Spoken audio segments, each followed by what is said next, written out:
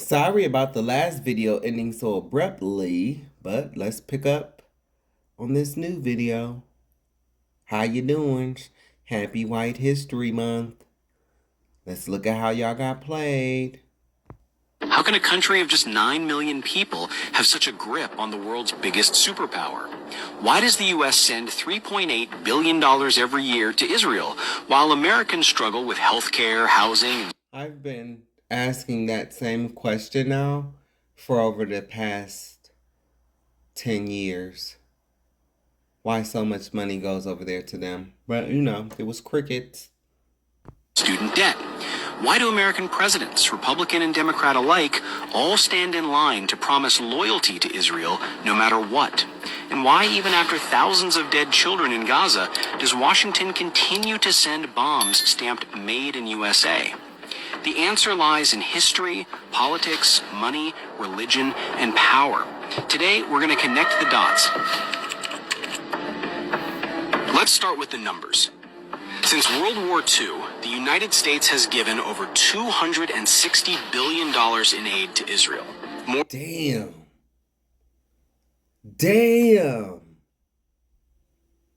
To get to the end and find out they not even a people, and that you was scammed by your own government as well as them. That's gonna suck. But hey, happy White History Month. You didn't want to listen to those black Hebrew Israelites that were telling you since the 1960s, but we're here now. Than to any other country in the entire world. But this isn't just foreign aid. It's a pipeline, a guaranteed, unstoppable stream of U.S. taxpayer money that flows straight into Israel's military machine. Every year, the U.S. sends $3.8 billion to Israel. That's about $10 million every single day. And where does it go? To fighter jets, to bombs, to tanks, to missile defense systems like the Iron Dome. All of it funded by American taxpayers. We've seen what happened with that Iron Dome. Guess it wasn't so iron, huh? Take 2016, for example. Under Now, this is one of the main reasons why I don't like Obama. This right here. And black people need to listen up to this. You need to listen. This is why I don't like Obama. And what he did with Gaddafi. What he did with Gaddafi, that was none of our business over there. And Obama did the most drone strikes out of any president. He had some good things about him, but he was not right as a leader. Yeah, he was miles better than Trump. But what he signed into play, and if you ever hear this, you would not give black people reparations, but you surely signed that motherfucking deal into play for those fake ass bastards. That's what makes you a snake.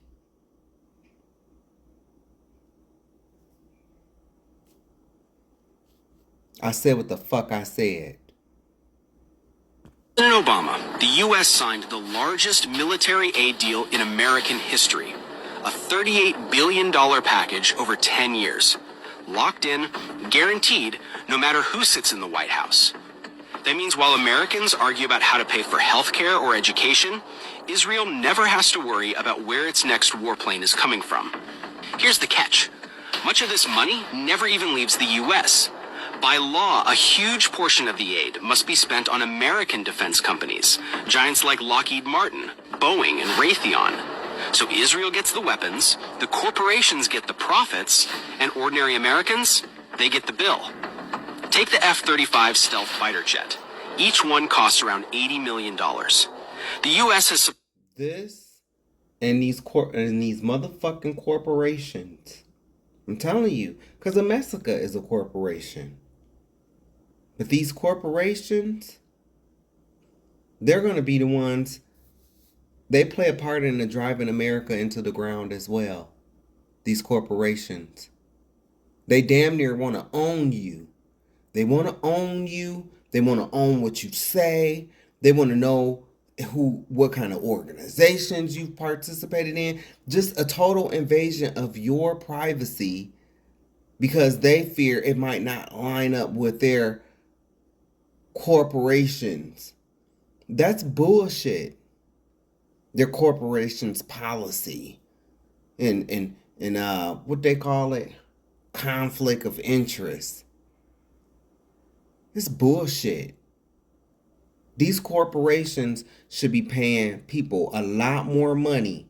You don't, like, for instance, the company that I work for, I already know I will lose my job over talking about stuff like this. But it's like what I do off of the clock should not have any impact, and I think it should be against the law. It shouldn't matter what organizations I may have donated to. That's none of your damn business. I'm telling y'all, and we all everybody like to tease people when they lose their jobs from these corporations until it's you. Until it's you. Until it's you. That's why I believe in free speech. I believe in people not being censored. You know, people say shit that I don't like all the time. Look at what this country has done. Look at what this country, they want to be able to harm you, and you have to shut up about it. You can't speak out, or you can't say that. Look at those people that was losing their jobs. It was one lady, all she did was mention Charlie Kirk's name and they fired her. These corporations have too much power. They have too much power. And we all sit up here and we laugh at the person that's getting fired until it's you. And you don't think it can be you until something happens. No, maybe something don't happen to you. Okay, what if something, okay, Mr. White Man, what if something happened to your child? What if something happened to your child?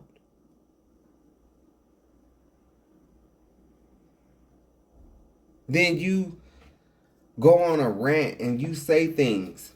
You could lose your job for that.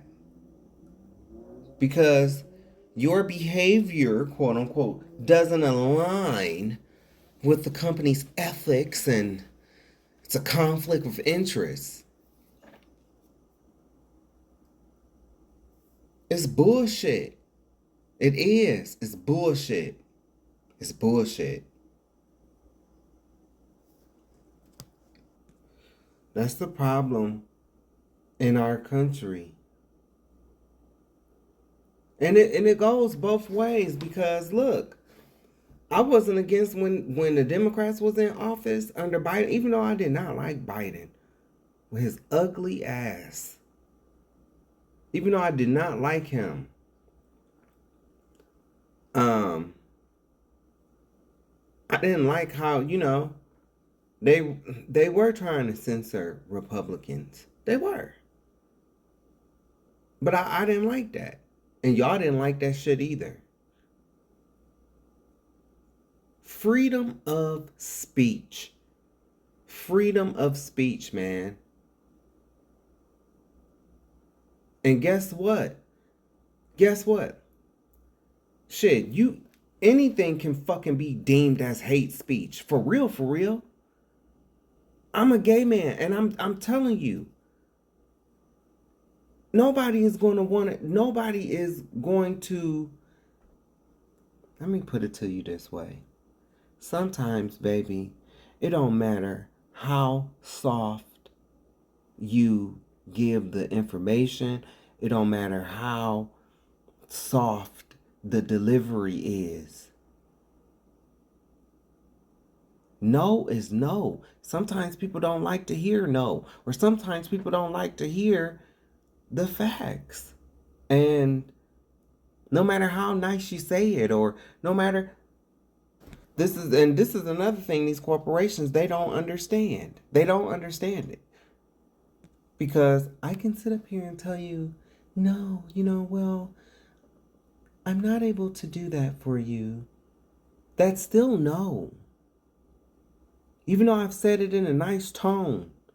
Now you take that no and you apply it to your situation. Yes, I know that you've been without such and such for the past 3 days. Yes, I'm deeply sorry about that, and I really, really apologize about that inconvenience. What the fuck is that doing to replace whatever's been off for 3 days, man? And you know that too. You might not like me, but you know what the fuck I'm saying is true.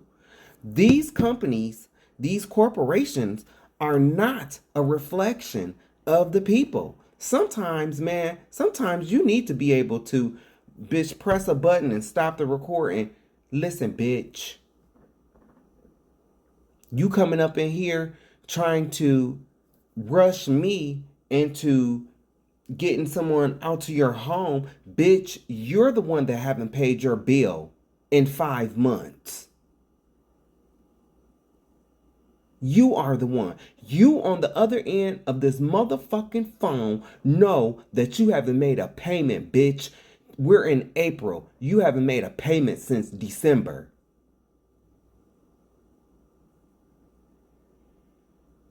Fuck out of here. And I'm telling you, these motherfuckers, these other races, these white people, these Asian people, I'm telling you, they act so grand, right? They act so grand. Oh, I have multiple homes. I have multiple. I wish you could talk to they motherfucking tax people.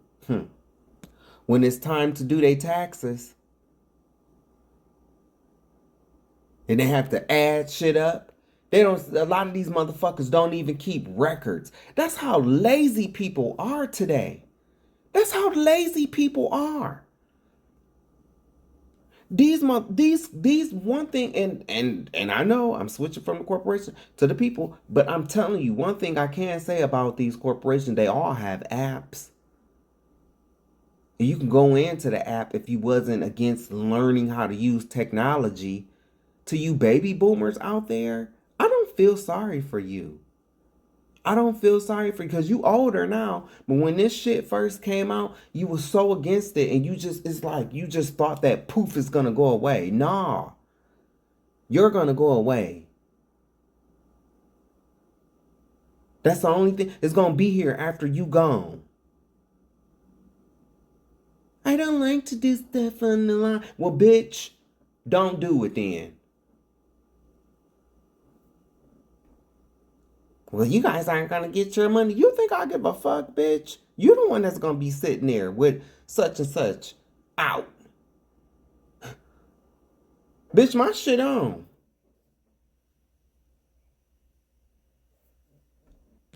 I just wouldn't like y'all try to. It's like, see, once you get certain jobs, man, and you see behind the scenes, oh, you got this big ass square house, this square foot house, this $1 million home, and you're such and such time away from showing it, but you don't have everything you need. To the point where when people, and I can't talk about it right now fully, but if you check out my channel, there'll be a video down the line. I'm telling y'all, man, shit ain't, and this is mainly to my black people, man. Shit ain't how they be trying to make it seem, how they be trying to look all sweet and like they doing something, like they doing big things. These motherfuckers can't even keep their bills together. Yeah, they got the homes because of the white privilege, right? They got them homes, Oh, they got properties. But when you get into the finances and their bills and shit like that, man, these motherfuckers don't be together at all. And you talking about some of the laziest motherfuckers, man, in this country. You got a whole app where you can go view your statement. Each statement, they line up like right down the line. You'll see how much you're paying each month. No, they don't want to do that. They want to call in and ask you to do it.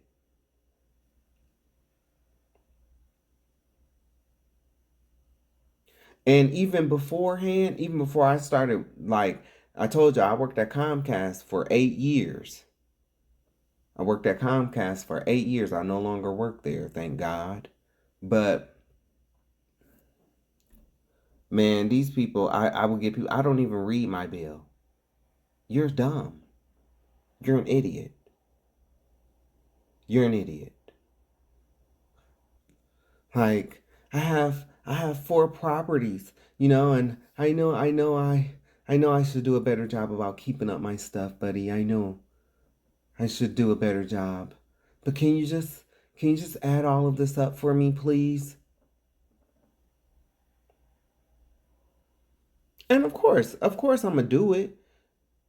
But I'm just telling, and I do it. I do it. I don't mind. But I'm just saying, me as a person, me, because you know what? Guess what? I'm a consumer too. Even though I work, I'm a consumer too.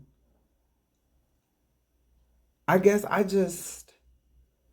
don't know. You can say whatever you want to say about me, but I'm not the ones that's calling in to these companies that needs help to put their fucking bank account on their system on and to sign up for auto pay, and I'm not the one that needs help. Whenever I have to go in to pay my light bill, I don't have to call into the company. How do I change out my bank account?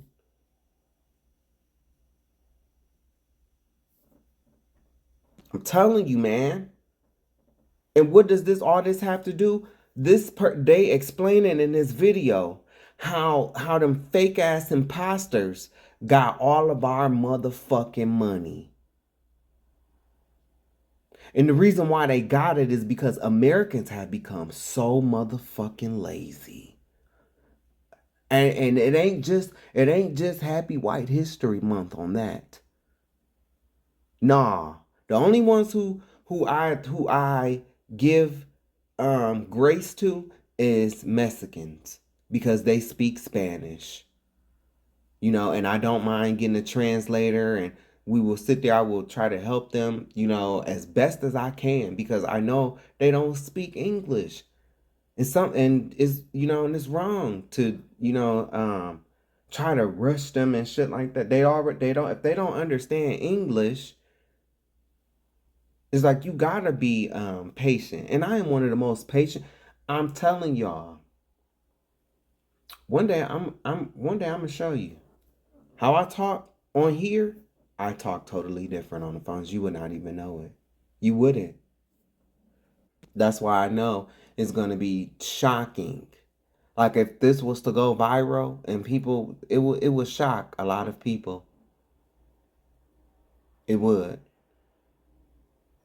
Americans, Americans have become so motherfucking lazy, bitch. It don't make no sense. It don't make no sense how lazy brained Americans have become. It's sad. It's sad. It makes no fucking sense. Don't even want to try. Don't even want to try. That's where we live at. Americans want everything microwavable. Done like that. Just do it for me. It's like, no, you need to do it for your fucking self. Anyway. Applied dozens to Israel, making it one of the few countries in the world with access to this next-generation aircraft.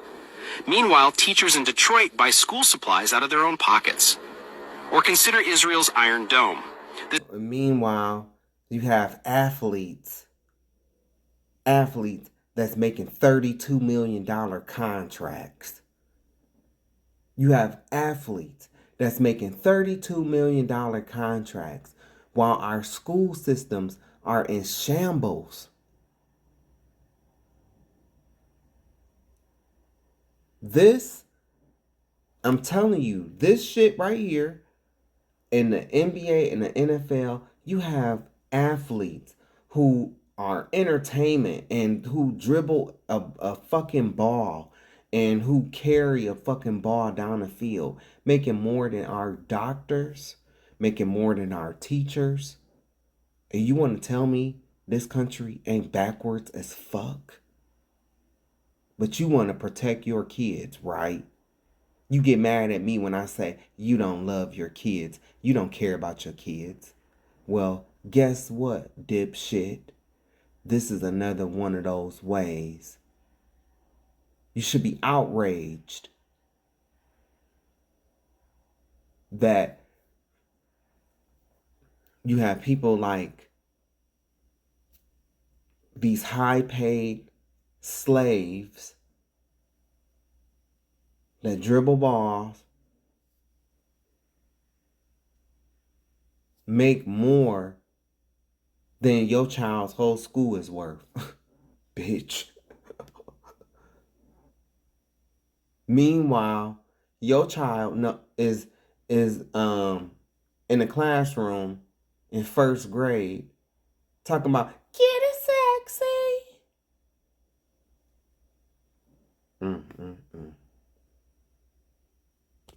The world with access to this next generation aircraft. Meanwhile, teachers in Detroit buy school supplies out of their own pockets. Or consider Israel's Iron Dome. This missile defense system has received over $2.6 billion in U.S. funding since 2011. That's money that could have rebuilt crumbling U.S. infrastructure. Hello. Bridges, roads, and water systems that experts say will cost over $2 trillion to repair. While Israel expands its military arsenal, over 500,000 Americans are homeless. While Israeli cities are shielded by U.S.-funded defense systems, tens of millions of Americans live without health insurance. So, Didn't I tell you America was in a fire sale? It's like in a going out of business sale. And I'm telling you, the clock started winding down, and when them twin towers,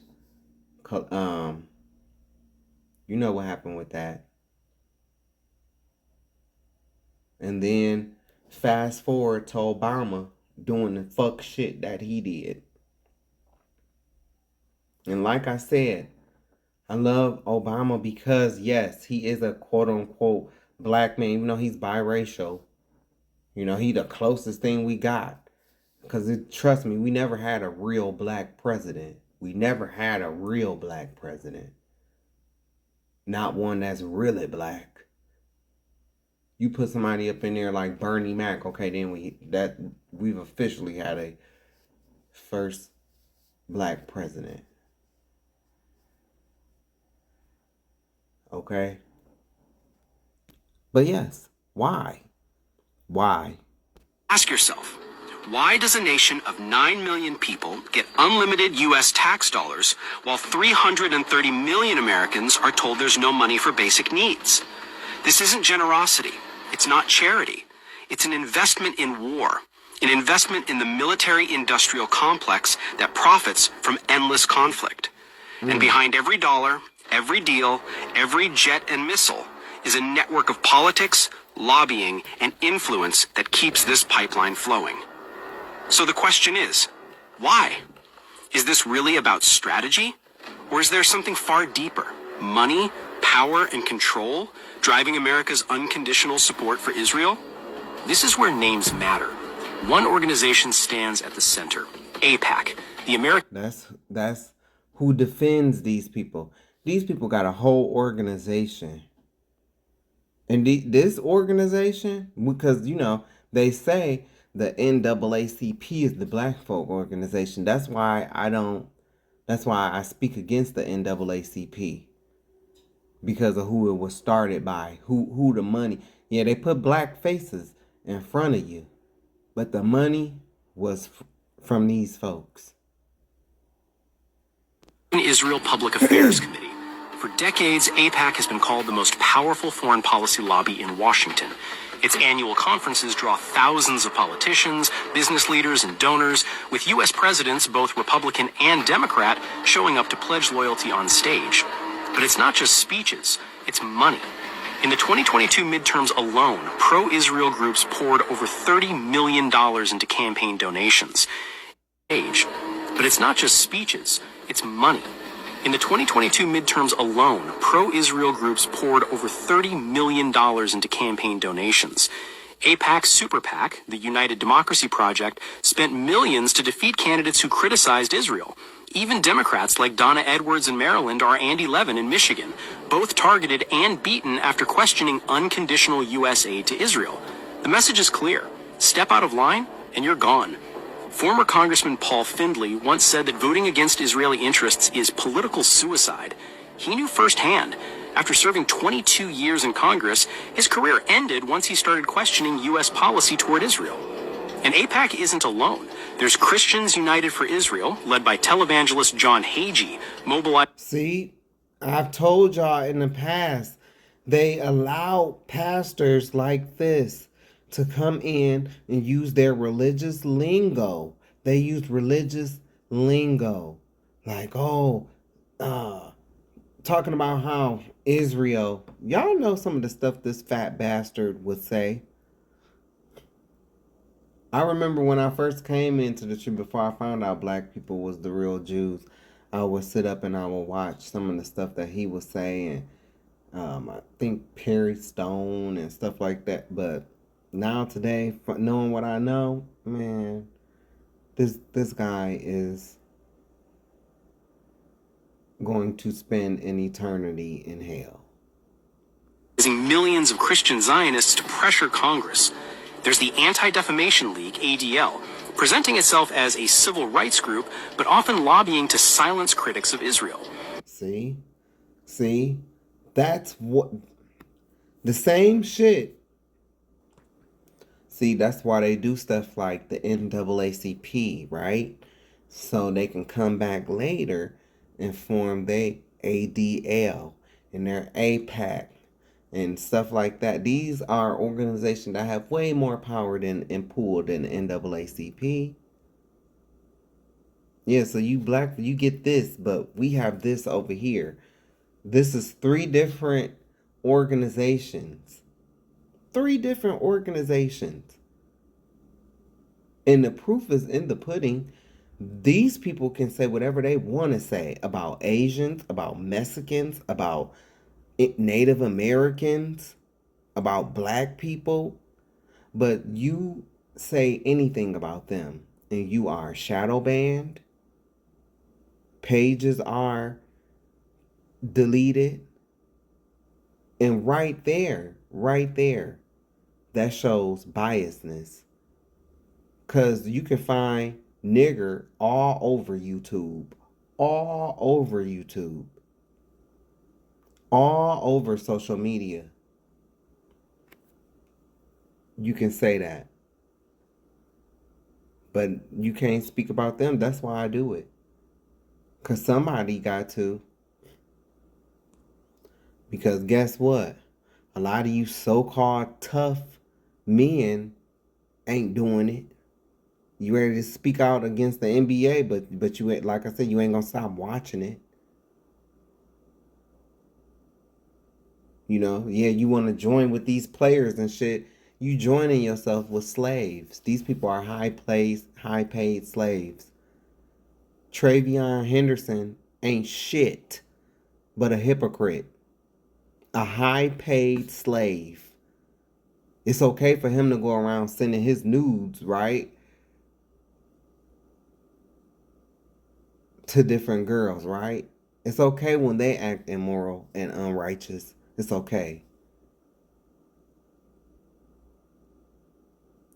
And yet they have so much to say about LGBTQ, but yet Travion Henderson will remain silent about his own football player getting caught sleeping with a prostitute and then running out and not paying on camera. It's video footage.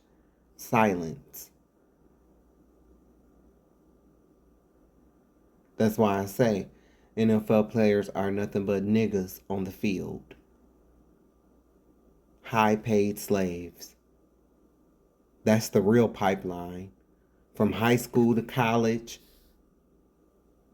they already getting fucked in college.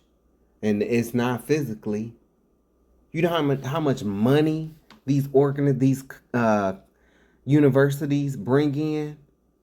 So much that some of them should be paying these players for real, for real. That's how much money they bring in. And the cream of the crop make it to the, NBA or NFL. It's a pipeline system. These people are bred. It's slavery, just like breeding farms. Well, from high school, they start scouting. They starting, just like these slave masters will go to the different auction blocks, different slave auctions. Yeah, I want that one right there. Yeah, he looks like he's good. Pay $3,000 for him. It's the same. They start scouting in high school.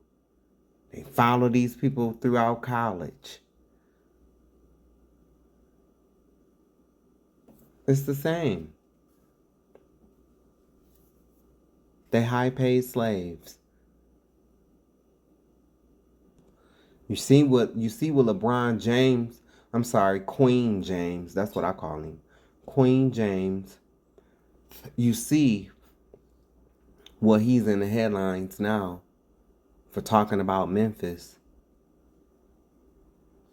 You see it, right? That's how a lot of them that make money like that, that's how they are. I showed you about the rapper that was in the back seat holding the plate for the white man to eat. And when they caught him and they took the picture, the rapper looked so embarrassed. So embarrassed. It was one of them, like, you know how it is if they find out you gay and oh man, I can't go back to the hood now. It was that look. That's why it was Ye, actually. It was Ye. And this was earlier in his career. See, the stuff like that takes a toll on your mental too. That takes a toll on your mental. When you are quote unquote a genius or whatever, but you are subservient to this little Poindexter bitch that's only here because of a privilege. Meanwhile, you didn't even sacrifice your mama. I said what I said. You seen the shit. If you haven't, go watch my videos. That shit takes a toll on your mental. And you wonder why?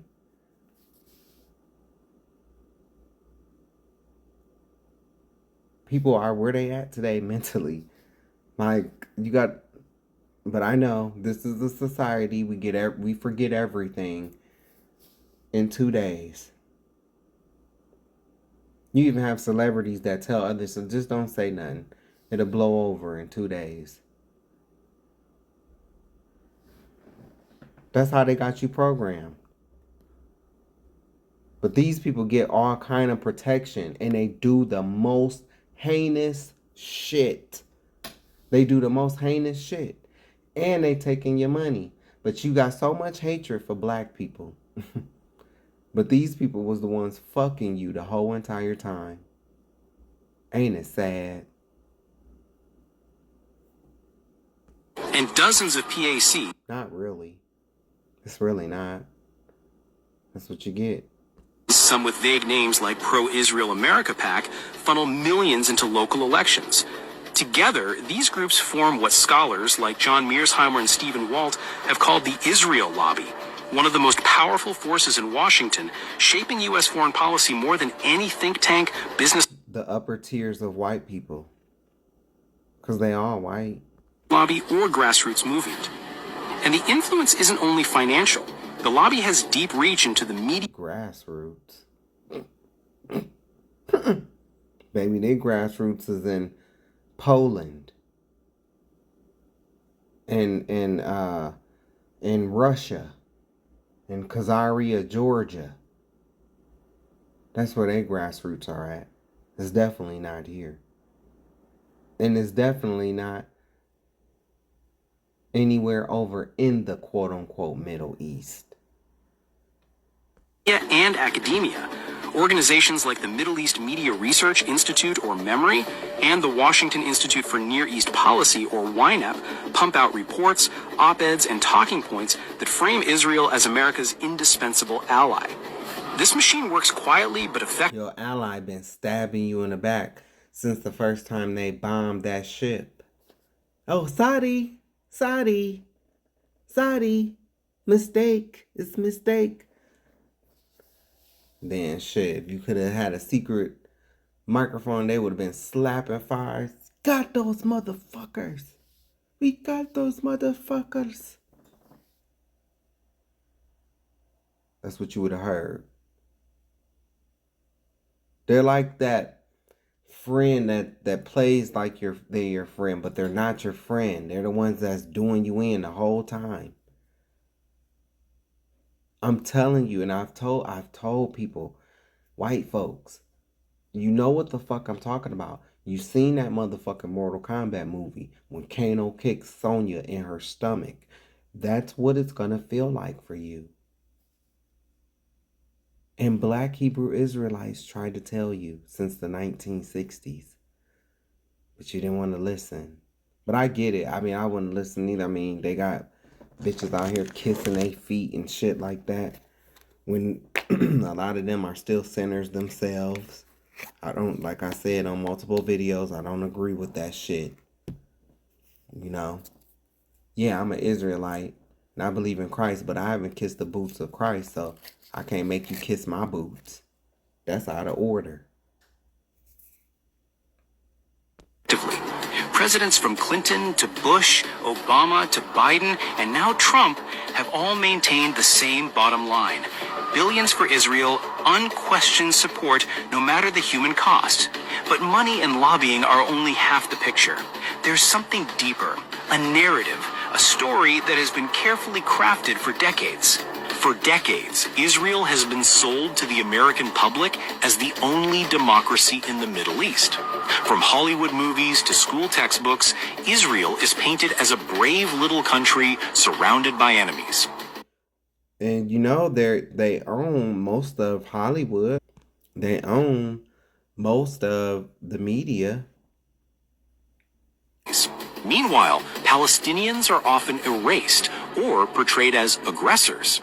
Look at U.S. presidents. From Reagan to Bush, Clinton to Obama, Biden to Trump, every one of them repeats the same script. America stands with Israel. Why? Because challenging that narrative would be political suicide. But there's another layer that makes this even stronger. Religion. Millions of American evangelicals believe that Israel's survival fulfills biblical prophecy. Groups like Christians United for Israel, led by Pastor John Hagee, openly preach that supporting Israel is God's will. That means millions of votes tied to religion, a powerful block. The will of God is for you to keep the commandments. That's the will of God, for you to keep his commandments so that you may live. That is the will of God. It's not sow a seed for $117 for Psalms 117. It's not that. It's not the 1,000 plus the $1,000 line. It's not that. It's not close the door so we can rob them. It's not that. It's not what oral cocksucker Rob Hertz started, the prosperity movement. no president wants to lose. In 2018, when Trump moved the U.S. Embassy to Jerusalem, it wasn't just for Israel. It was also a gift to evangelicals. So we have money, we have lobbying, we have religion, but what about consequences? What happens when U.S. leaders keep supporting Israel no matter the cost? Here's the contradiction. America claims to defend democracy and human rights, yet it bankrolls a system of apartheid, illegal settlements, and endless bombings.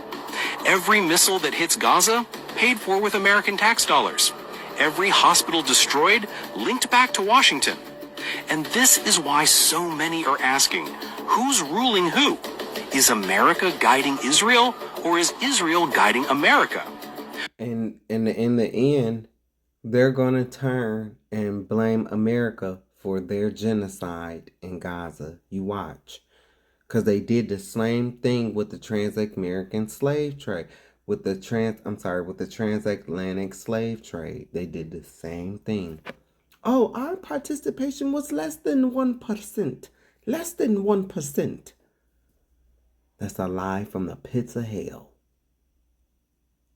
They were the number one slave owners, and they owned the markets, they owned the plantations, not all, but the majority. And they love to talk about the first legal on the books, on the records slave owner was a black man, which is not true. He owned indentured servants, and slavery was going on long before he even came about.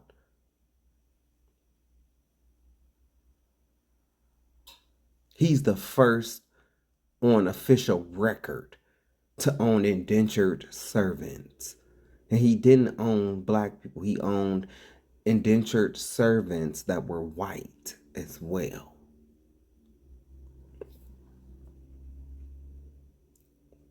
Former U.S. officials like General David Petraeus have even admitted blind support for Israel is fueling anti-American sentiment worldwide.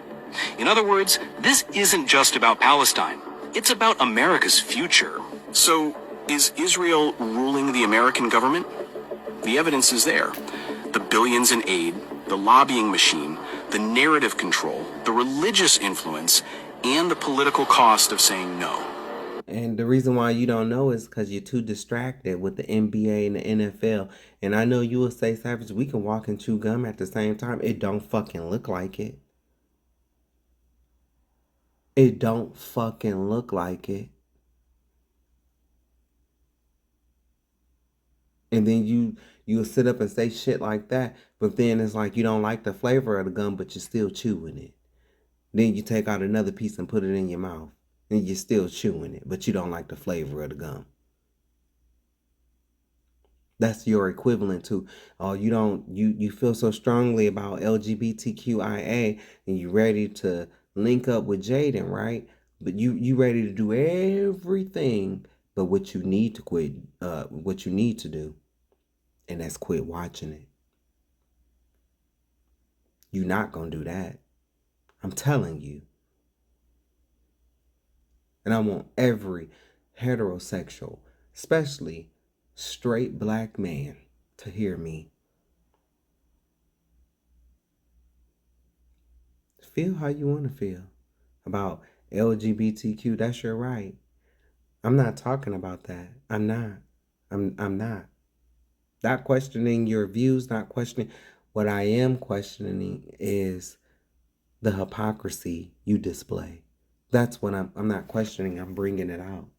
Because I'm going to be the one to tell you, I don't give a fuck what you're saying. You still ain't going to stop watching it.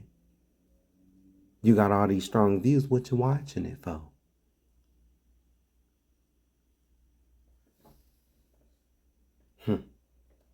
A country of 9 million people dictating policies of a superpower of 330 million. But here's the real question. How long can this last? As more Americans wake up to the truth, as global outrage... Now you're ready to wake up. As the country is in shambles. But I don't, y'all still want to be racist. Because you just don't get it. But in the end, you're going to see black folk wasn't your enemy. Your enemy is the one that's doing this to you. Karen and Bob don't got health care because of Stolbaka bitch who came to Palestine. Yeah, I know, Stovakovic. And that's the made-up name. They, you know, they be having them Stovakovic and those itches and those skis like Leminski or Milikowski. Then when they get to Palestine, they change their name to Netanyahu. They changed their name to some Hebraic name that it wasn't before. So yeah, they start out as Stoblaka bitch.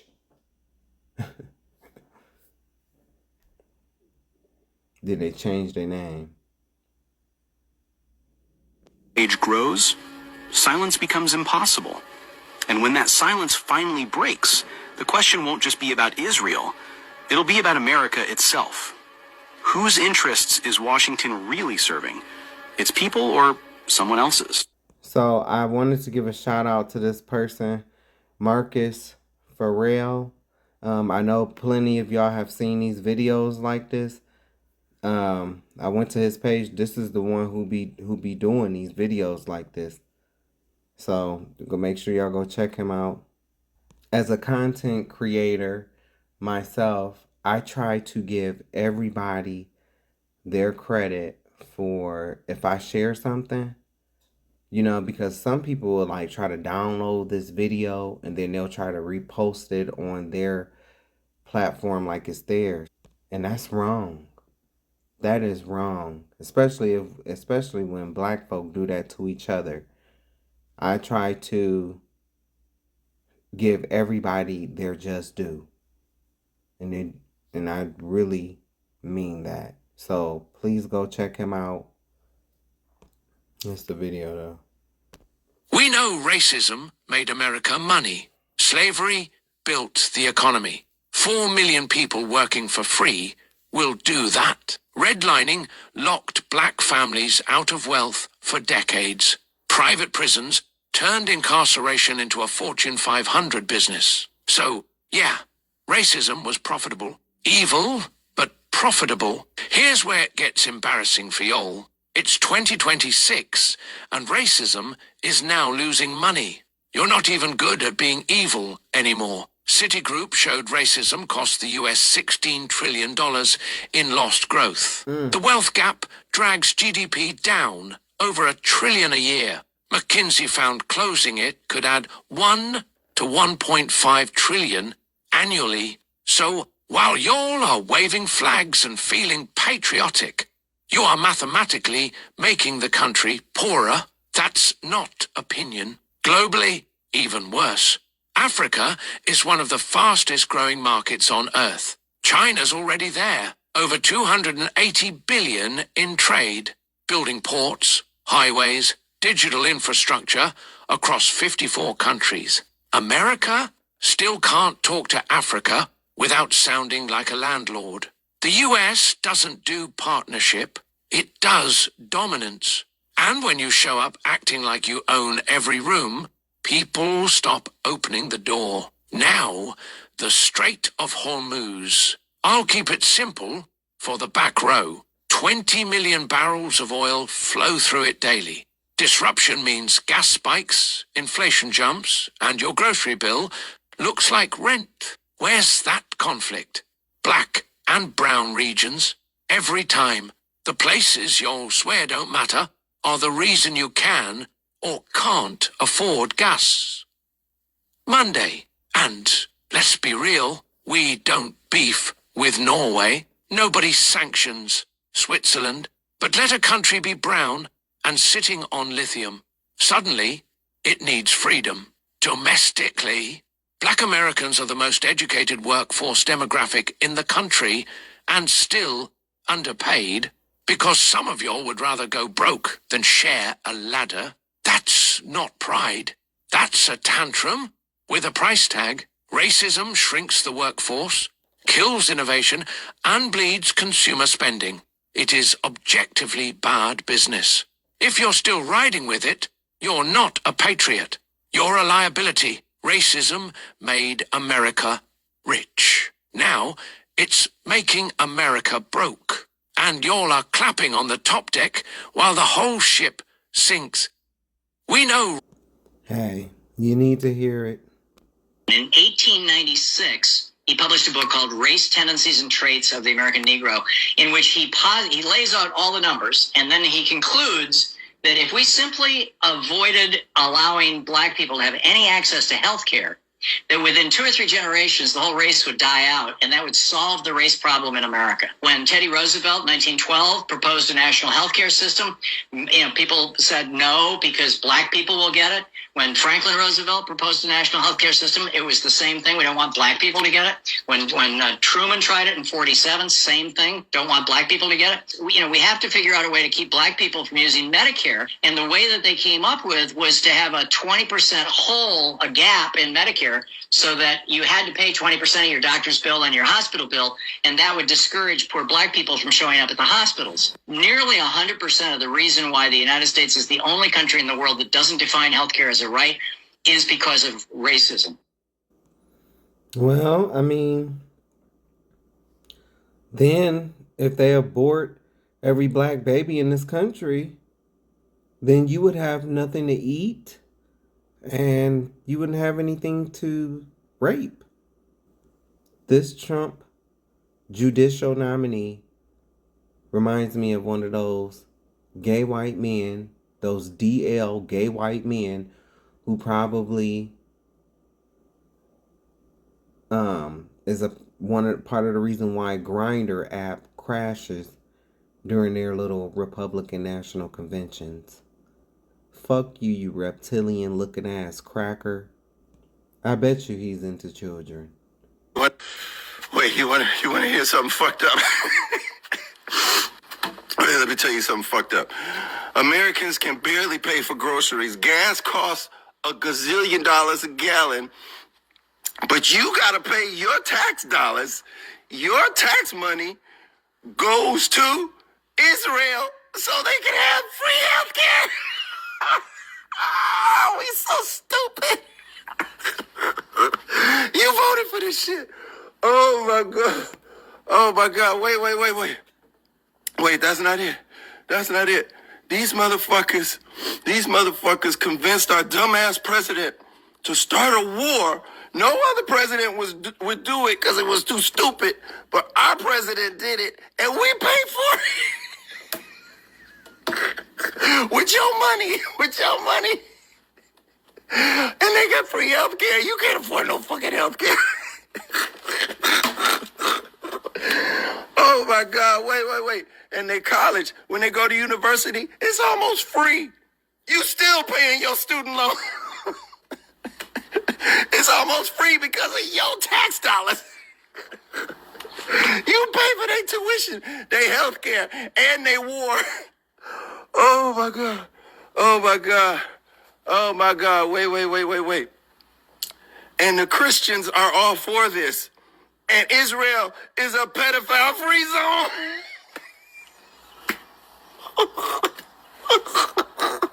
You stupid motherfucker, you voted for this shit. There's such a thing as Black MAGA. There's such a thing as Black MAGA, the most oppressed ethnicity in the United States for 400 years, voted for this shit. Right. You stupid motherfucker.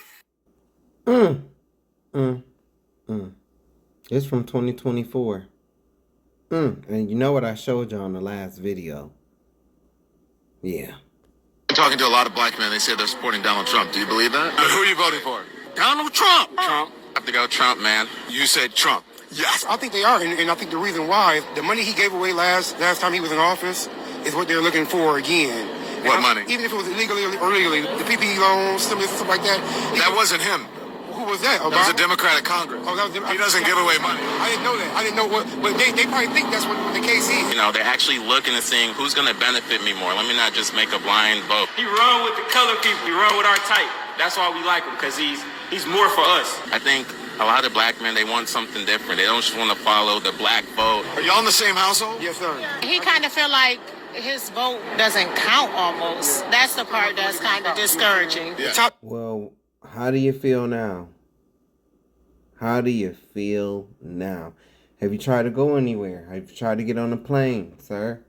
And you went, damn these motherfucking lines. Your vote matters. People see a difference, but the brown people don't see a difference. I know. I am one to talk. I'm gonna show y'all. I'm gonna show y'all the shit that I used to post. I'm gonna show you. Too much. It takes a long time for us to see a difference. Stuff happened with George Floyd. I say he gave us stimulus checks. Even though that was nothing, he didn't have to do that. He still blessed us with stimulus checks. You know, he didn't do the stimulus checks. He didn't want to do it. That was a Democratic Congress. He only held it up to get his name on the check. I did not know that. F Trump, man. I don't like Trump no more. F Trump, Kamala Harris, Kamala for president. Oh my God.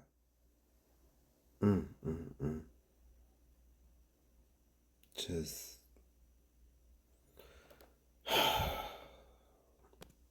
Kamala for president. I feel like they're brainwashed, honestly. He's not for us. He can't denounce white supremacy, setting rappers free, pardoning rappers to try to get their, try to get the sympathy vote from black people, and they fall for it. So I posted this 6 years ago. What's your question, please? My question concerns, Look, you see where I posted this 6 years ago. I'm not for Trump. Hell to the no. Let's see what I said. And I'm also not for Biden either. And I don't care who wins. Have the Democrats forgotten that when the Republican Party was first started, it was against the Democrats who thought it was okay to own my people? I see Dems got their wish because from what I'm seeing, the Democrats do own majority of black folk. My people have been voting Democrat for over 50 years, and things have gotten nothing but worse. To all the people who are mad because smart black folk got upset at a Caucasian man telling a whole race of people they are not their own skin color if they don't vote for him, which is what Biden's ancestors did to Negroes in slavery after they killed the natives. And yes, I went there. Consider the following. You all get mad when Trump says the foolishness he says, as we should. So what's the damn difference? Oh yeah, I forgot. Biden is the lesser of two evils. Slaves still suffering from Willie Lynch. Also, non-Christians, because Christians are not supposed to choose evil, period. Would you say to Christ, yeah, man, we have to vote for the lesser of two evils? You think that will go smooth? Nah, Christ will not be voting.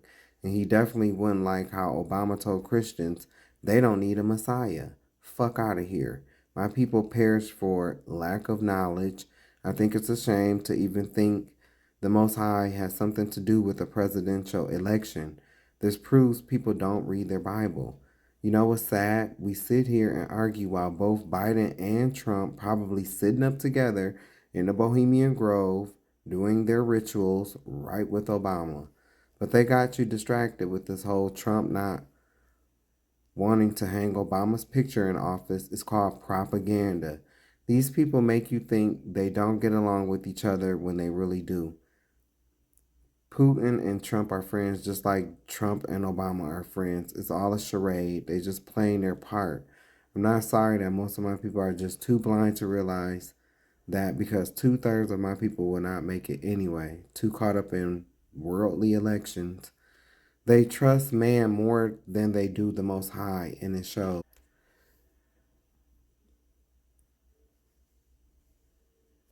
You Christians are mad at Trump, not saying you shouldn't be, but where was all this attitude and memes when your precious Obama told you he wasn't your black president and went even further to tell you that you don't need a Messiah, or Savior?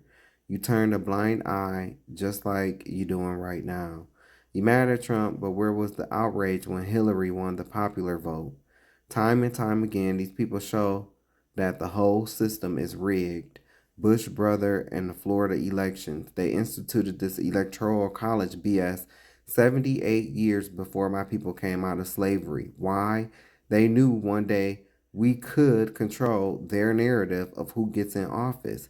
You see, they need the black vote, but just in case black folk didn't vote how the slave masters wanted them to, they could still use the electoral college to get who they, slave masters, wanted in office. That's what happened between Hillary and Trump. Black folk will not stop being gunned down under Biden. And I didn't lie. Biden is going to do what all the others have done, which is sweet talk you out your panties and screw you. They are all related and can even trace their bloodline back to the imposter royals. Yes, Obama too on his mother's side. No matter who you vote in office or what you get out of office, this Rex 84, aka King Alfred's plan, will happen. And that's Project 2025 today. Why? Because Amessica is finito. Her sins have reached the heavens. People are making this Biden versus Trump thing about who said what and who said what the most. This tells me they have a child's mentality because they don't want to deal with the bigger picture. All these presidents have no power and they don't follow what they say anyway.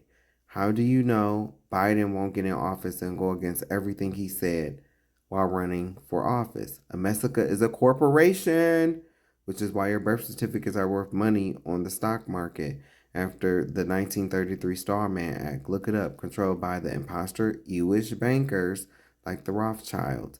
They control the wars, the elections, Hollywood, the news, and media. The true people, Jewish bankers that are in control over the government, create wars, funds both sides, chaos, induce panic, and come with solutions, laws, and vaccines that do even further damage. An example, 9/11, the school shootings, coronavirus that has a U.S. patent number. Not saying people didn't get sick, but I am saying the government planned this COVID-19 to depopulate, bringing drugs and guns into our community in hopes to destroy or lock us up. The false flag events were done in order to get the guns away from people when they implement martial law and create fear. They go by a plan not created by them but by Satan, unseen hand that they report to destroy the Most High chosen people, Negroes, Natives, and Latinos. There have been some people like John F. Kennedy who tried to help, but you've seen what happened to him. Now, for the Democrats that get mad at me, I voted for Harris. What was different? This time, it wasn't a voting for the lesser of two evils. No, baby. This dump was evil, okay? See, you will have the right to say no to your child becoming a transgender, but you are not going to have the right to say no when that dump piece of shit wants to drag your child off to war via the draft. You won't be able to say no to that. Gotcha! Person would be happy to receive the same. I have shared. You see, most of the stuff is mine, right? Okay, so I shared this over 10 years ago. If you white folk. This is my shit. I love this, and I love her. I want every white person in this room who would be happy to be treated as this society in general treats our citizens, our black citizens. If you, as a white person, would be happy to receive the same treatment that our black citizens do in this society, please stand. You didn't understand the directions. If you white folks want to be treated the way blacks are in this society, stand. Nobody's standing here. Look at her face. That says very plainly that you know what's happening. You know you don't want it for you. I want to know why you're so willing to accept it or to allow it to happen for others. I showed this on a video, but baby, I have to share this. Bitch, do you see how many times this been shared? 1.2 million times. I mean, I guess it was 10 years ago, so I guess. Oh, yes. That's going to be on a lot of videos going forward during Happy White History Month. Let's look at their faces. Look at their faces. I want every white person in this room who would be happy to be treated as this society in general treats our citizens, our black citizens. If you, as a white person, would be happy to receive the same treatment that our black citizens do in this society, please stand. You didn't understand the directions. If you white folks want to be treated the way blacks are in this society, stand. Nobody's standing here. Look at her face, man. Look at her face like, I can't believe she's breaking the code. I can't believe she's breaking the code. Look at her face. That says very plainly. Look at her face. What do you think? That's a very smug look. She's looking, oh, Four Eyes here is looking like, look at how her lips are pursed. She's thinking of that brilliant white lady, Jane Elliott. And I'm going to tell you this. This right here, this passed to the cookout. Yeah. And she deserves it. And I'm going to tell you like this. She's loved by many black people. Many black people.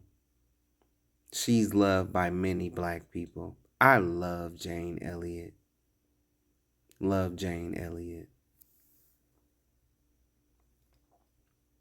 The look on this bitch face says it all. Says it all. And not one of them stood. Not one of them stood. I mean, and then you'll get some of these white people, right? They'll try to do that double talk. Everybody. But think of all the good things about black people. The things that you do like. What about the cooking? What about the dancing? What about the singing? The different things you can do with your stringy goat hair. If it were woolly and a little bit kinky. The ability to not catch lice. What about that? That is just, that's next level. You can go in the caves and you won't get lice. That's good, right? I do see some of y'all scratching a lot. I'm sure you would like that. The ability to know how to properly bathe yourself. The ability to walk out in the sun and not burn. Who wouldn't want that? Who wouldn't want that? You love to go on those sandy beaches in Hispanic territories, right? And guess what? Now you can walk freely and not burn. Who wouldn't want that? But you see, none of them stood because they know where she was going.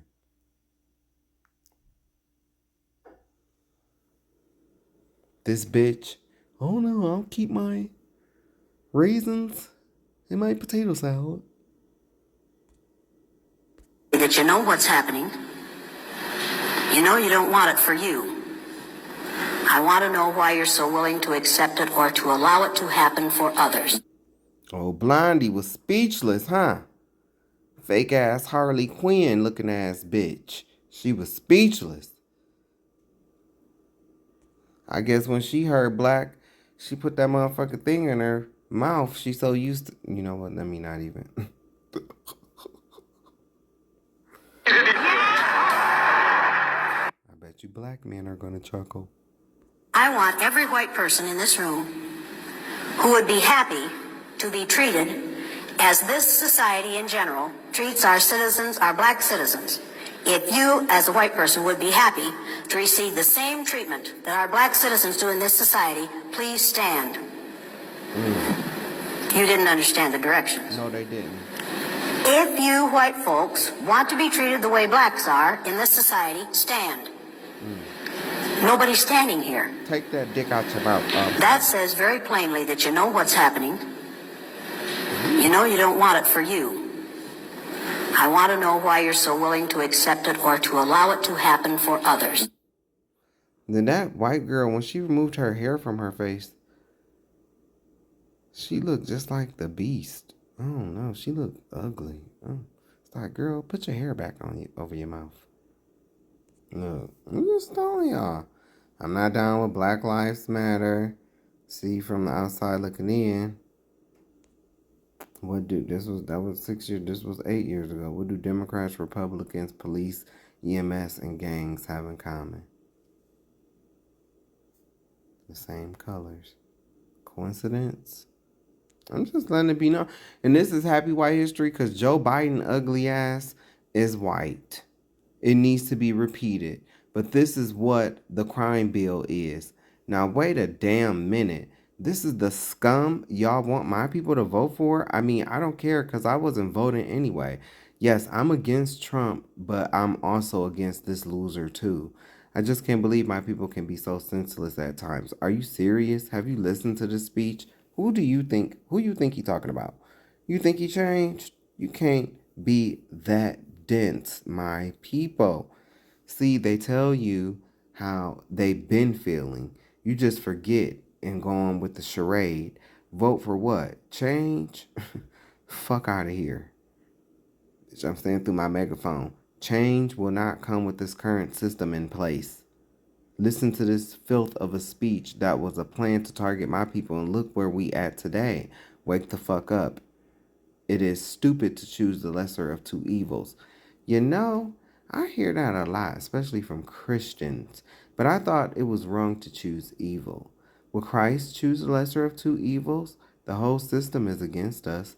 Democrats upheld slavery when they first came about. Oh, you think they just magically had a change of heart? Oh, poor you. If they did, then why wasn't slavery abolished in Mississippi till 2013? Step into the light, Caroline. Yeah, I said this in 2020. Not only is he a closet racist, because the coward wouldn't say who is most deprived, who you think the they is, but he is also a snitch. He ratted Clinton right on out about his involvement in signing a crime bill because he wanted the Democrats to look tough and smart. How smart are the people who vote for these bums when they signing laws and subliminally talking against the people that vote for them? Y'all called Clinton the black president too. Was willing to put his wife, who also called black people super predators, in office. Sad. Both of these men are the cause of mass incarceration of Negroes, Natives, and Latinos. Negroes especially. And then we fast forward to 2020 and he's still being subliminal,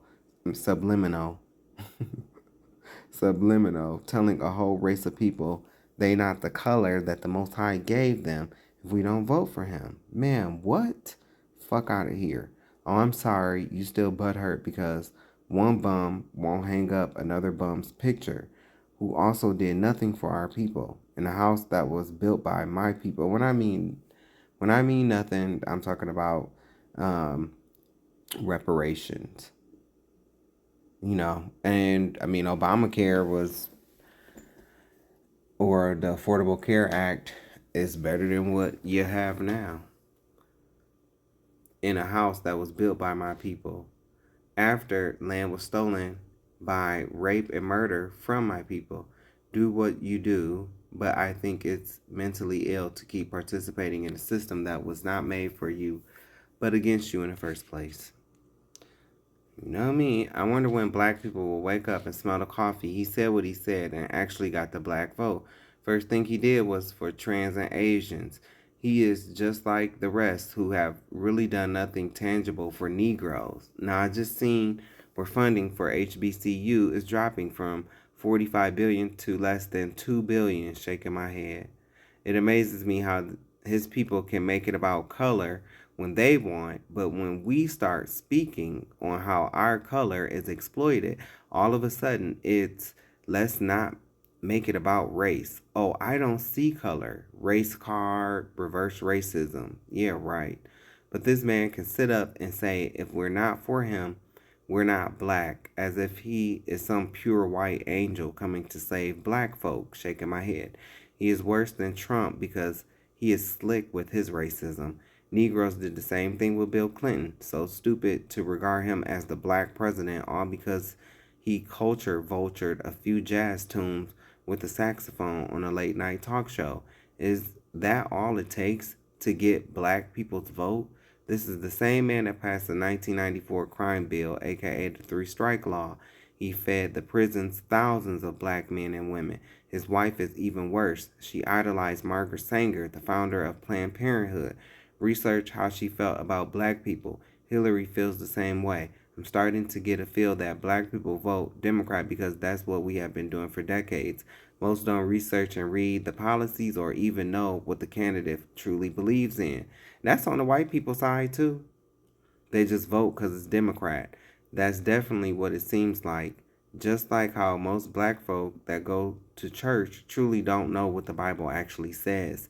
If they did know, then they would not practice paganism, which is celebrating Saturnalia, Xmas, Halloween, Fall Harvest, or Trunk or Treat, all the same, Thanksgiving, Easter, which is Sunday, or Ishtar, and etc.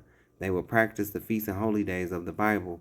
They will go to church on Saturday and not Sunday. Pastors wouldn't lie about tithes. Tithes is food, not money. Shaking my head. Poor people. A lot could change if people actually researched and read. But I digress. According to NPR.org, tens of thousands of black girls and women go missing every year. Last year, that figure was nearly 100,000. Yet their cases hardly ever grab national headlines. See, I've been. Who am I talking about right here? Black women. Yet their cases hardly ever grab national headlines. Black people still being targeted and murdered by police, but yet no anti-hate bill for Negroes. I could go on and on, but what's even more sad is my people will continue to vote for the lesser of two evils, which is one of the dumbest statements I have ever heard, especially if you call yourself a Christian. One day, though, enough will be enough, and on that day, there will be some smoke in the city. We are past tired of the nonsense. Yes, I wrote this. I write these things. I do write. The answer, paragraph 2 specifically, but I like the whole thing. I'm so tired of hearing your ancestors died so you can vote. Well, what about the ones who died on the way over here because they refused to be a part of this system? You think they would have voted? No. They want to bring up our ancestors but don't know nothing outside of 1619 slavery in Amessica about our ancestors. I thought my people would have learned after the Hillary Clinton situation that the whole voting process is rigged. She won the popular vote. I thought it was up to the people. Now, apparently it's not. It's up to the Electoral College BS. Do you even know that the Electoral College was set up 78 years before we came out of slavery? I wonder why. You think they don't know the black vote is the most important? They had to come up with a way to still control us, and that was the Electoral College. You wanted Hillary, but the unseen hand wanted Trump. They did it right in your face, and you still believe in a system that does not value black lives. My people have been voting Democrat for over 50 years and still remain po. I hope, not pray, Biden wins so he can do you just like all the others have. Both sides are designed to destroy us. It don't matter who you vote in. Help will not come from them until we return to our covenant made with the Most High, until we start following His commands and honoring His Sabbath. Things are going to get worse. You think we being killed now? You just wait. Saying to myself, oh yeah, They don't know revelation, and they think they about to be raptured. They make you feel all good during election year. They do this by coming to your churches, coming to your protests, and they make you feel like they are listening to you. They make you believe they are going to seriously do something for black folk, but it's always the same result, nothing. Just like some men who say and do whatever to get in a woman's pants. Oh wait, haven't the president been all men? I wonder, do they all think grab him by the pussy? Anyway, did you know Obama approved $12 million for the fake Jewish people in Israel on top of the $3 million we gave them annually, but somehow couldn't even get Chicago under control? But how could he carry out any type of black agenda while financed with white money? Let's not forget the 2 black men who died by the hands of white police officers. And look where we at today. Obama started a war with Libya and admitted later it was one of his worst mistakes. They told you, and I was told, I'll never forget a conversation my dad trying to throw up in my face because I said this. I said that he was going to start a war. I said it. I called it, and it happened. And then one day, me and my dad was going back and forth over the Bible, and because I'm an Israelite and he a pastor, a Christian pastor, and so he tried to throw that up in my face, and I had to show him like, dude, he did start a war. I never said we was gonna get bombed. I never said we were gonna get bombed. I said he was gonna start a war, and he did, cause they all start wars. It's not hard. But he didn't even know that. He didn't even know that.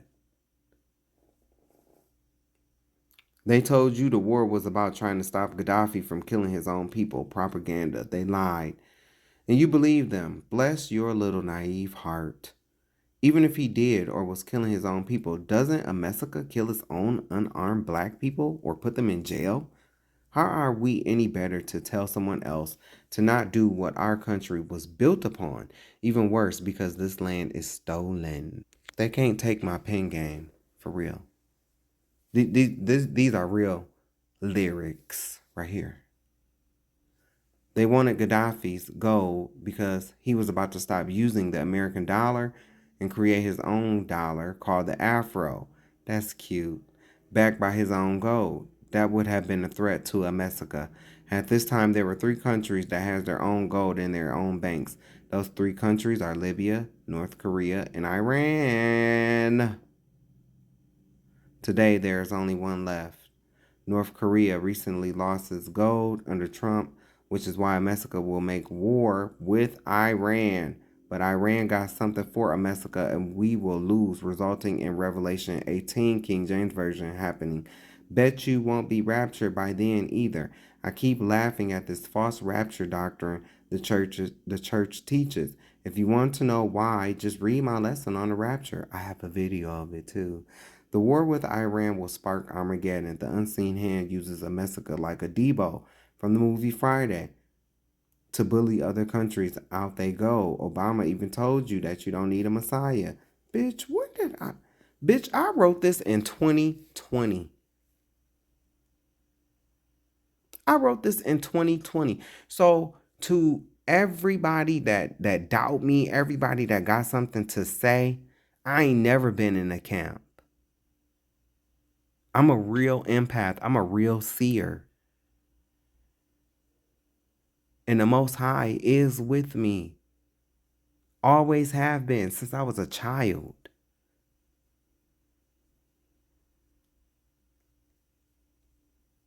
I told you in the end, you're going to look real stupid. Because you literally had a prophet that came from amongst you. But because of the hatred in your heart, the hatred and how you look down on me, that's why you failed the test. I wrote this in.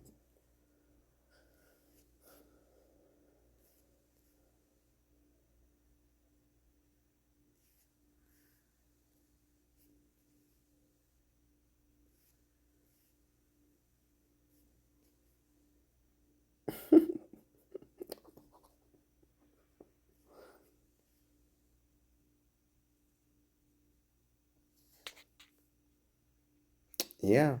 So I'm telling you, but the end result, and a lot of the stuff that I'm saying still holds true. I still do feel like this.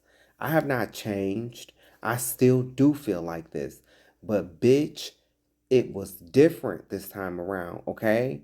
It was different. Guess who I thought about? I thought about you. To my black people, I thought about your kids. I thought about your kids. I did. You're not gonna see it until it's too late. But I did. I thought about your kids. I thought about I had dreams of black women crying.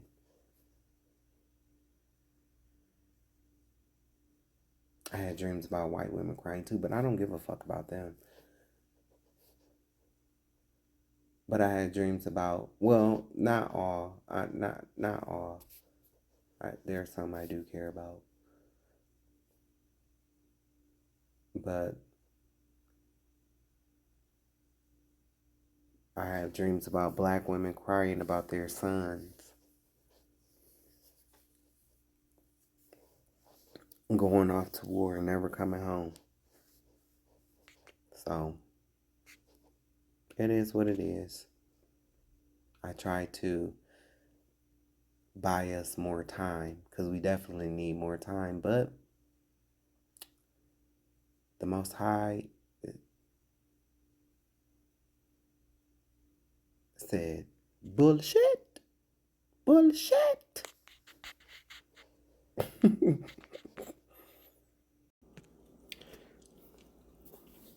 They, Democrats, Republicans, Independent, all that bullshit is the same broken wings on a broke bird. They want you niggas to keep dreaming. They, Democrats, Republicans, Independent, all that BS is the same broken wings on a broke bird. Want you niggas to keep dreaming while the government takes you out. They don't want you to focus on this side of MLK. Now, what's sad is some of you fake, phony church folk wouldn't even be able to rock with this side of MLK anyway because they too soft and there's nothing real about them in the first place. That's why it's so easy for them to pose as these caring type people when really they're a wolf in sheep's clothing going around gossiping what people have confided to them. But anyway, I wonder what MLK meant by this. I've come upon something that disturbs me deeply, he said. We have fought hard and long for integration, as I believe we should have, and I know that we will win, but I've come to believe we are integrating into a burning house.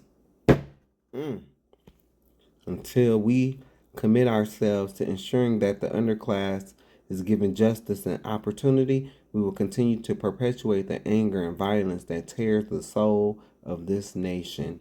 I fear I am integrating my people into a burning house. Mm, mm, mm, mm. Okay, I shared this 6 years ago.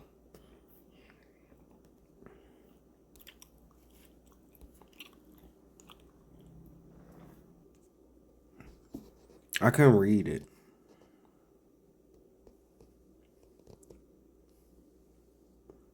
What's the national bird? Deuteronomy 28:49-50. As swift as the eagle flieth, a nation whose tongue thou shalt not understand. What is the national bird of the government of Amessica that stole the land from the natives and enslaved God's people, Negroes, natives, and Latinos? The eagle, same as her mother, Rome. You can read about their end in Revelation 18. Did you know English is still considered a fairly new tongue and one of the hardest tongues or languages to learn? When the colonizers came to this land, they raided my ancestors' villages and they massacred women and children most of the time. Sometimes they took women and children, only girls, as slaves. These same people did this act to Negroes in Africa before the slave trade started.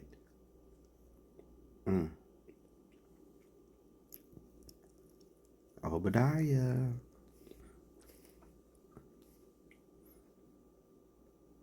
Come on now.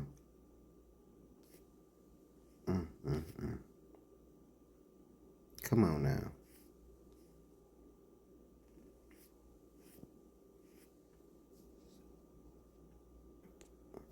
This was in 2017, y'all.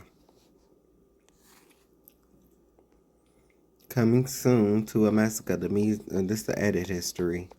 Coming soon to Amessica, the Medes in Persia is Iran, and the bowls are missiles. Iran and China have more in common than you think. They are blood.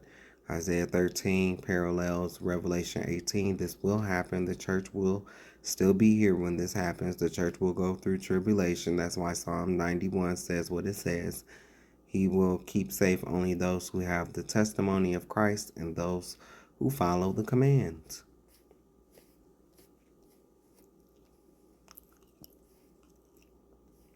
Look.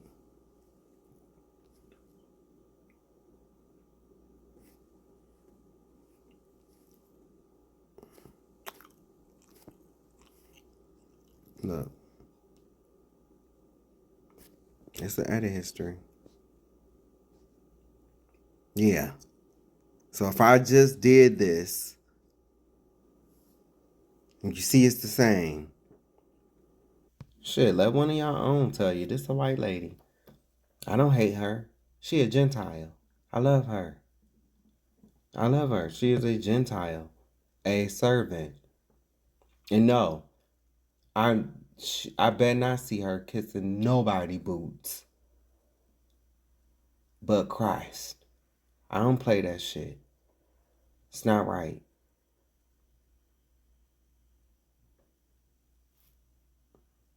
And so it turns out that I'm going to try to walk you through and convince you that the experience of Black Americans with the prison system relates back to a prophecy.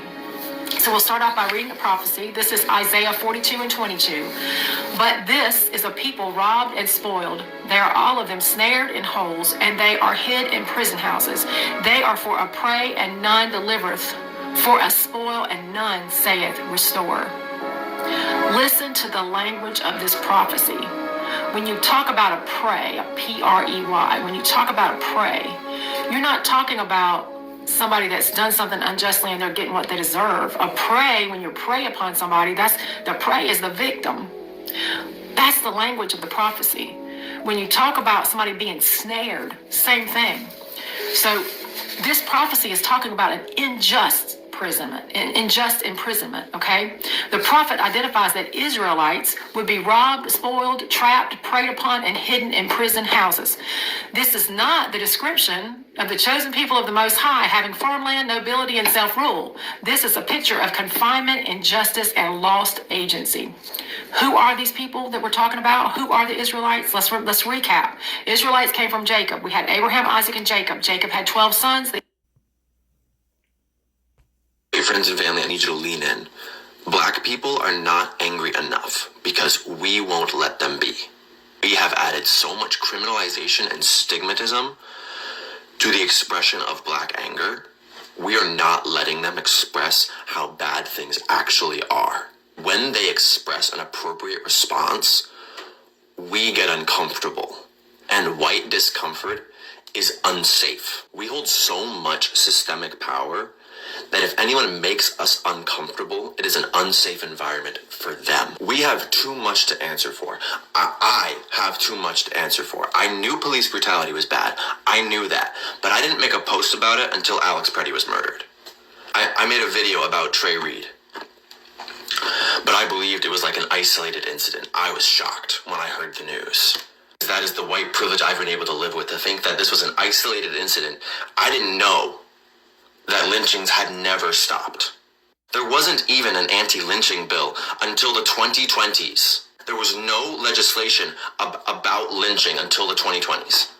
And I had the privilege to believe it wasn't happening anymore. So when I heard it happened to a young black man who had nothing to do with the rage being directed at him, he was the definition of an innocent bystander, receiving the victimization of mob violence, just like every other lynching in our history.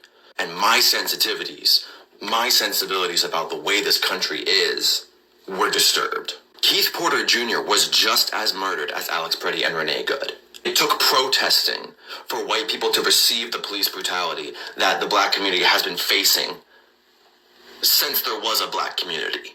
Renee Good and Alex Preddy were only murdered because they are better white people than us.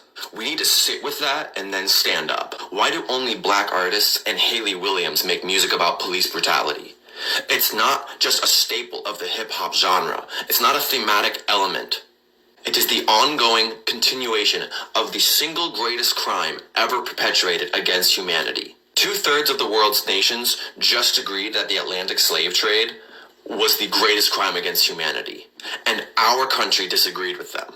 Why do you think that might be in the country where we were barely even taught the traumas and tragedies and crimes of slavery? Why would our country take that stance? I'm not proud to be an American. I'm deeply, deeply ashamed. To prove his point, here you go. What the fuck do you mean that I just learned on TikTok that there were plantations and slaves in Mississippi in 2009? Because Mississippi didn't abolish slavery until 2013?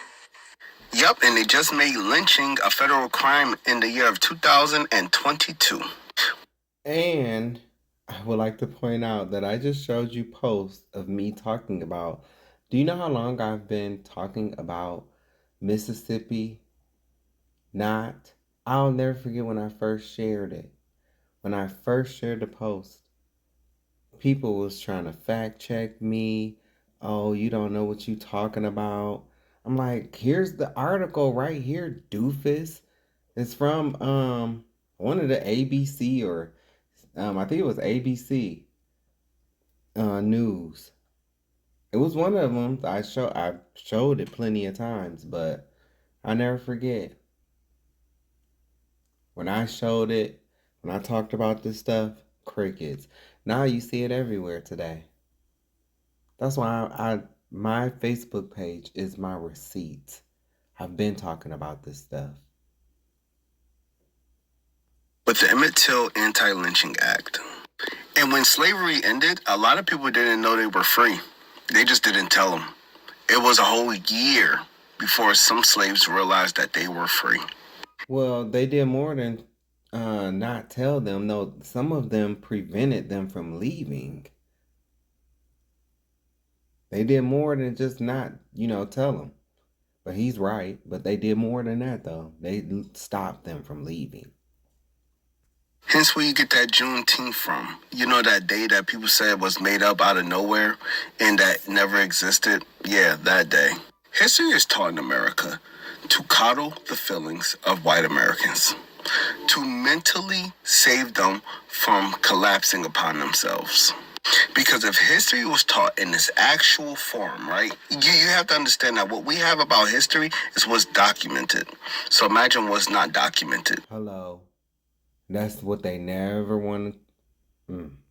You hear about people eating people. You hear about people burning down people's houses. You hear about people stripping people from land and forcing black people out of their homes and taking the lives of all their families and then stealing their land.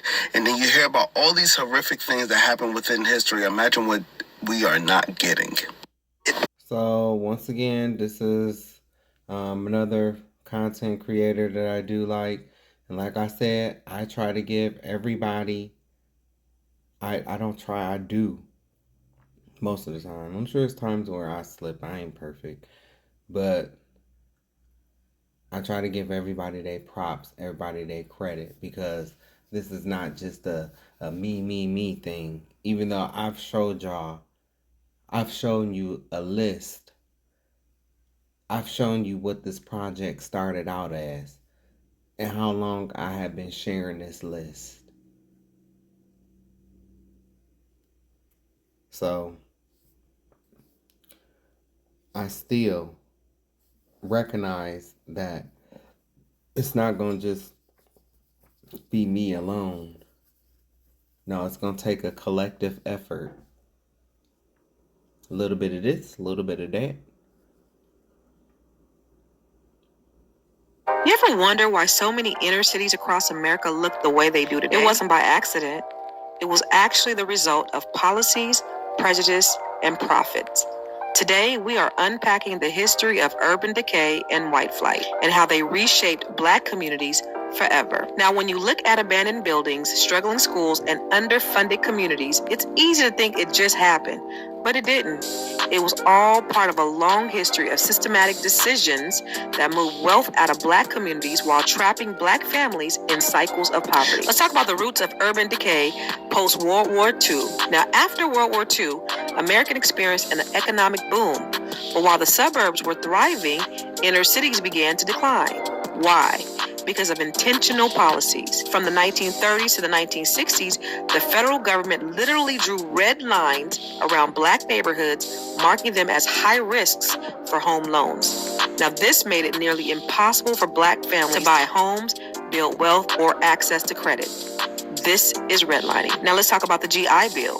While it helped many white veterans buy homes and go to college, Black veterans were often denied these benefits due to discrimination at the local level. Now let's talk about discriminatory housing practices. Racial covenants in housing deeds legally prevented Black families from buying homes in certain neighborhoods. Real estate agents engaged in blockbusting, convincing white homeowners to sell cheap by stroking fear that Black families would move in. Urban decay wasn't the result of bad luck, it was the result of bad policy. Now, from the 1950s to the 1960s, as the civil rights movement pushed for integration, white flight was accelerated. White families fled cities like Detroit, Chicago, and Philadelphia for newly developed all-white suburbs. They took with them the tax dollars, investments, and political power, leaving urban centers starved for resources. Meanwhile, Black families were often trapped in these neighborhoods because of discriminatory housing practices and lack of economic mobility. And what happened to the neighborhoods? The schools deteriorated because they were funded by local property taxes, which disappeared with white flight. Businesses closed, jobs vanished, and public services declined. This created the urban decay we see today, decades in the making. Now, the legacy of urban decay and white flight is still visible today. We have underfunded schools. Majority Black districts receive less funding than white suburban districts. We have generational wealth gaps. Black families were locked out of home ownership, the primary source of wealth in America. And then we have gentrification. Now that urban land is valuable again, Black communities are being displaced by the very system that once abandoned. History didn't just happen back then. It's happening right now. Urban decay and white flight weren't accidents. They were outcomes of deliberate choice. Now, if you learned something new... So, make sure you go check out Constant Carter. I decided to show this because I have already talked about white flight. But see, I read from a list. You know, she's giving you a visual of it, and she's also talking about it as well. But I went into depth on that ash. So, you know, check out my prior videos, and you will see it on the list. It's in the earlier videos. I go all into housing discrimination in our neighborhoods, and the GI Bill, and all of this stuff that's being talked about here. Urban decay, white flight. I literally talked about white flight as I numbered it. The FBI hired an informant to infiltrate the 2020 Black Lives Matter protests, instigate violence, and entrap activists in crimes, according to an investigative journalist. Informant Michael Vindecker was reportedly paid at least $20,000 to spy on protesters in Denver and turn peaceful protests into violent ones. He gained the trust of protesters and eventually became a leader in the movement, and accused the real leaders of working with the authorities while also setting up others to be arrested. Trevor Aronson is the host of the podcast Alphabet Boys, which covers how the FBI infiltrated racial justice protests in the summer of 2020. Aronson says the FBI used counterterrorism tactics against protesters. The FBI used informants or undercover agents to put together terrorism plots that then they could attract people to be a part of, then foil them and announce to the public a terrorism plot foiled. It had been theory that I'd had that they were using these types of tactics that had been perfected during the War on Terror against protesters, but I couldn't prove it. It was something that I was searching for evidence of, and then finally a source was able to provide me with these records and these recordings that showed how the FBI had taken a violent felon and used him as an informant. The tactics are similar to another program that the FBI used from the 1950s to the early 70s called the Counterintelligence Program, or COINTELPRO. Oh, that COINTELPRO. You know, that was where they said they would make sure that there was never another black messiah. They didn't say Asian. They didn't say Latino. They said black messiah. Under COINTELPRO, and they didn't say white. Because we all know that CK ain't nothing like MLK. The tactics are similar to another program that the FBI used from the 1950s to the early 70s called the Counterintelligence Program, or COINTELPRO. Under COINTELPRO, the FBI used informants to discredit, spy on, and disrupt political and civil rights organizations in the U.S. Targets included the Black Panther. See this cracker right here, this cracker in his glasses. He think he's slick, but he ain't nothing but a pedophile. When you start talking about their pedophilia actions, they get upset. Alright, so there's like a girl named Kenya Ford. Have you spoken to her? I have not talked to her. I haven't talked to a single Epstein victim either. I've never talked to Kanye West, but I know he's a real person too. I've never talked to Trump, I know he's a real person. Sure. So tell me about Kenya Ford, bro. Why is she saying that you guys slept together when... First he tried to say that the person wasn't even a real person. And so then the black man uses this logic, well, I've never talked to Kanye West before, but I know Kanye West is a real person. I've never talked to the Epstein victims before, but I know they're real victims. Trying to make it seem like because he's never talked to this person, he ain't never did the shit. He's a weasel, a fucking rat. James Fishback should name his name to James Rat Back. Because he's a fucking rat. A weasel. A bitch ass, wimp ass coward. When she was 17 and you were 27. When did she say that?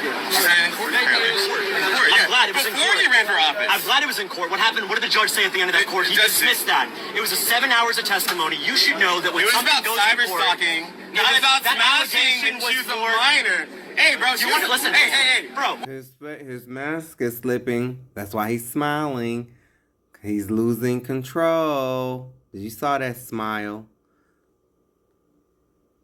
What happened? What did the judge say at the end of that court? He dismissed that. It was a 7 hours of testimony. You should know that when something goes to court... It was about cyber stalking, not about smashing when she was a minor. Hey, bro, you want to... That was a very frustrated smile. See, because he's used to, his ancestors is used to, you know, the person in front of him just shutting up.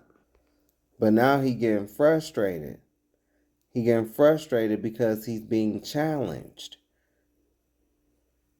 Hey, bro, why is he not answering the question, bro? I'm happy to answer the question, dude. Did you smash? Was it missionary? Back shots? What was it? People start laughing. See, people start look at the guy in the purple shirt. People chuckling. People laughing. Everybody got their camera. He know this is gonna go viral.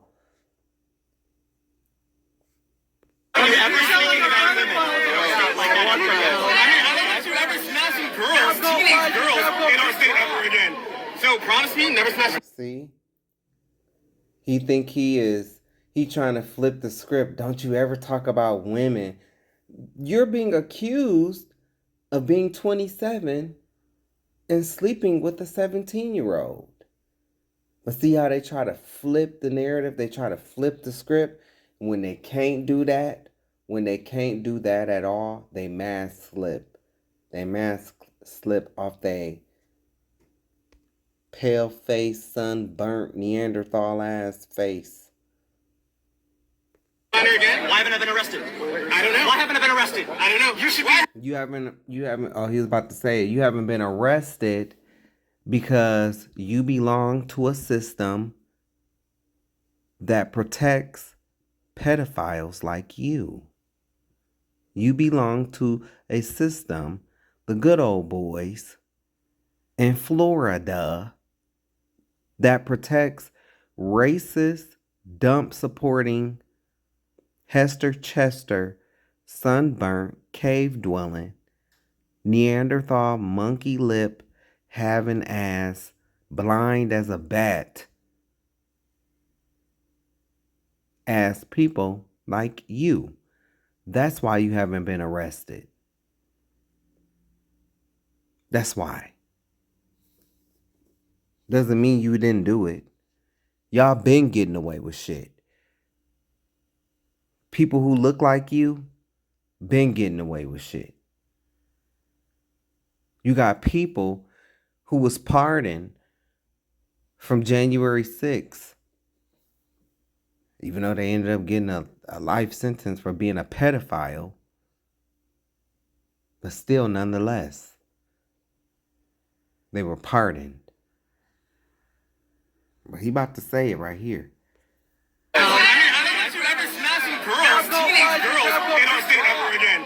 So promise me, never smash a minor again. Why haven't I been arrested? I don't know. Why haven't I been arrested? I don't know. You should be lynched. You should be lynched. I'm lying about me like that. Look. You should be lynched. You should be lynched. He can't control it no more. He couldn't control it no more. So he said he said to this black man, you should be lynched. And I think his teeth should be knocked out his mouth. But, you know, free speech, whatever. Because clearly they're the ones that get frustrated and can't handle a black person challenging them, a black man especially, challenging them. And this ain't a Hakeem or a Taekwon talking to them. He knows by the going back and forth that this black man can speak coherently, and he's challenging him and making him look stupid. But see, what I don't like is how once he recognized what he said, his whole tone changed. Then he tried to make it seem like it's a everybody thing. Like, all people who talk like this should be... Nah, you already said what you said. And see, this is why I say the things that I say. Because when you want to get to talking like this, I'm going to get to talking like you. You're not going to lynch shit. All you going to do is go fuck your mom. That's what you're going to do. Who's actually a billy goat. And is your dad's mom. Who was born with 3 titties and a flat foot and walks with a limp. In our state ever again. So promise me, never smash a minor again. Why haven't I been arrested? I don't know. Why haven't I been arrested? I don't know. You should be lynched. You should be lynched. I'm lying about me like that. I should be lynched. Yes, you should be lynched. All pedophiles. I agree. I will lynch every single Epstein criminal in this country. Now he tried to switch it up. I will lynch every Epstein criminal. Well, you're a part, so you should go lynch yourself. You should go lynch yourself.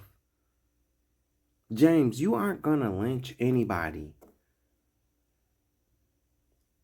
You aren't going to lynch anybody. Get your little fake ass man dark Pee Wee Herman looking ass out of here. Stay out of those movie theaters and stop fucking with 17-year-old girls. Fucking Hester Chester. And it's so crazy how it's not you should be fined. You should go to jail. No, he went straight to lynched. He went straight to lynched. And then once he realized what he said, because he lost control.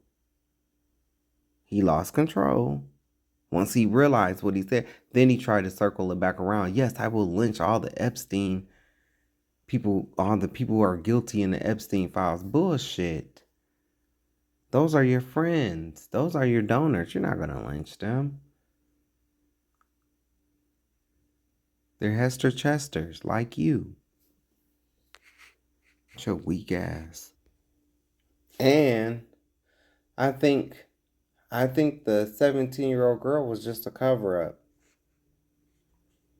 This a real Tinkerbell.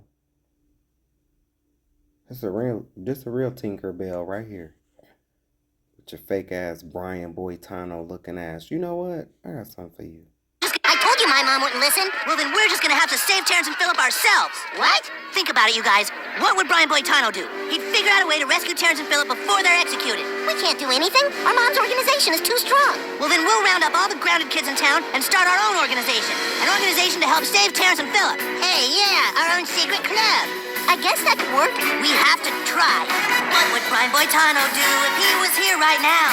He'd make a plan and he'd follow through. That's what Brian Boitano do. When Brian Boitano was in the Olympics skating for the gold, he did 2 stock cows and a triple. That's while wearing a blindfold. When Brian Boitano was in the Alps fighting grizzly bears, he used his magical fire breath and saved the maidens there. So what would Brian Boitano do if he were here today?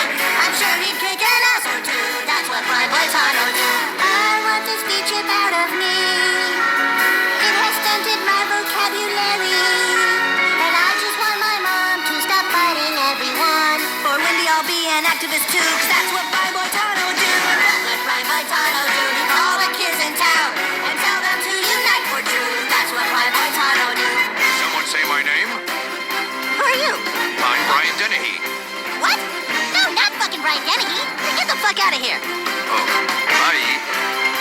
Brian Boitano traveled through time to the year 3010.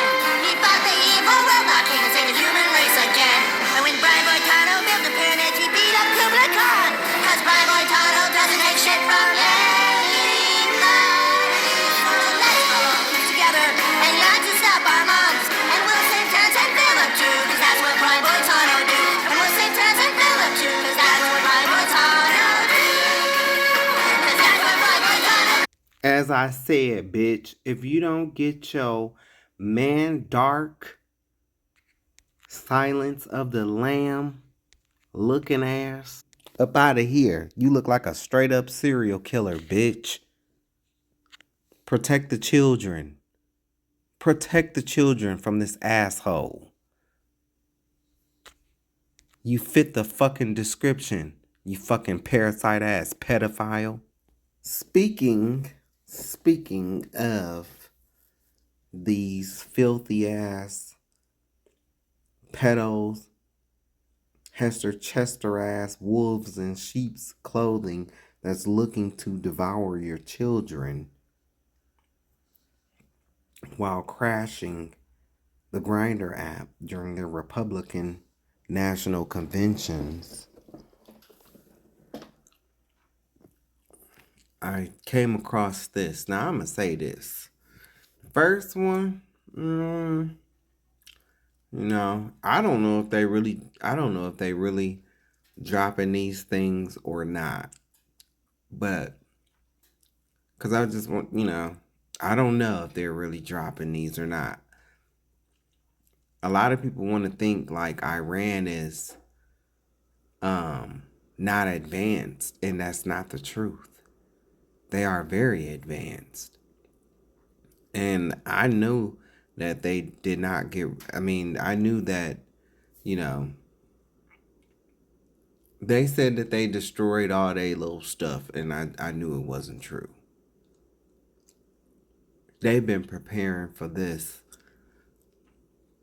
You remember how Rambo got up in the motherfucking woods? Iran is Rambo.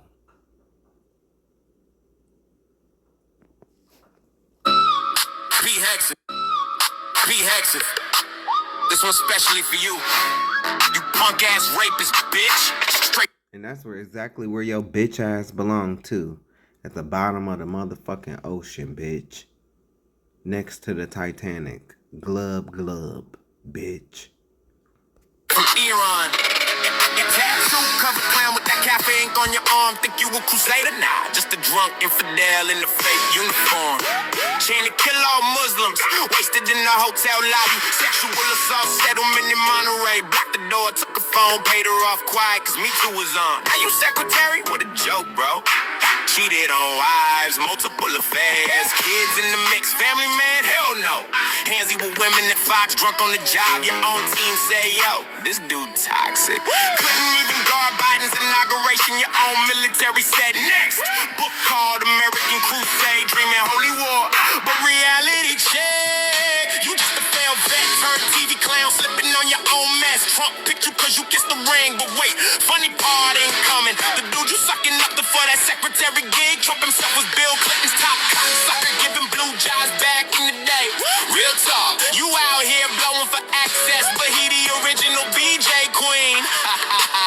You thought our missiles max 2,000 kilometers? Cute, rookie mistake. We hitting the bow, worshiping Epstein Island crew, the ones who hurt the kids. Revenge for every American soul you and Trump's dirty crew oppressed and did. We taking payback for the girls, you broke the wives, you broke the Muslims you hate. Every victim screaming in the dark. Iran got you on the play. You threw everything at us, all your cards, all your might. We still operating on 10% power, laughing while you fight. We see everything, know every secret, every dirty Epstein link you hide. Where you least expected, in the shadows we ride, and no place to slide. This ain't full force, just a warm up. Persian flow with the wrath. Pete, you done roasted raw. Iran sending this heat. Feel the math. Drop the mic. Infidel clown. You know the stuff that's come out about how the Jews stole the black race's identity? You know the stuff that's come out about how the Jews stole the black race's identity? You know the stuff that's come out about how the Jews stole the black race's identity? You know the stuff that's come out about how the Jews stole the black race's identity? You know the stuff that's come out about how the Jews stole the black race's identity? You know the stuff that's come out about how the Jews stole the black race's identity? That the lost tribes of Judah were actually all Africans? He sound like me trying to talk to one of my cousins. Or my aunts or uncles. Or my dad. About this? Black people are actually the Jews and people like Kyle have taken that from them? Stop talking to me. When the Jews came to Exactly what they would say. America to escape persecution in World War II, they found that blacks were already the enemy Then I finally did it. in America. So they had to invent a story for themselves which they could make everyone believe because Kyle runs Hollywood. One of the worst of the black Hebrew Israelite lies is the idea that Esau, so Jacob's twin brother, Jacob's older twin brother and the son of Isaac and Rebekah, that Esau was somehow white, and that white people today are descendants of Esau, also known as Edom. You are descendants of Esau. You're not white, you're red. That's what y'all call yourself. But now let's get two scholars that was in the 1800s. Your people, right?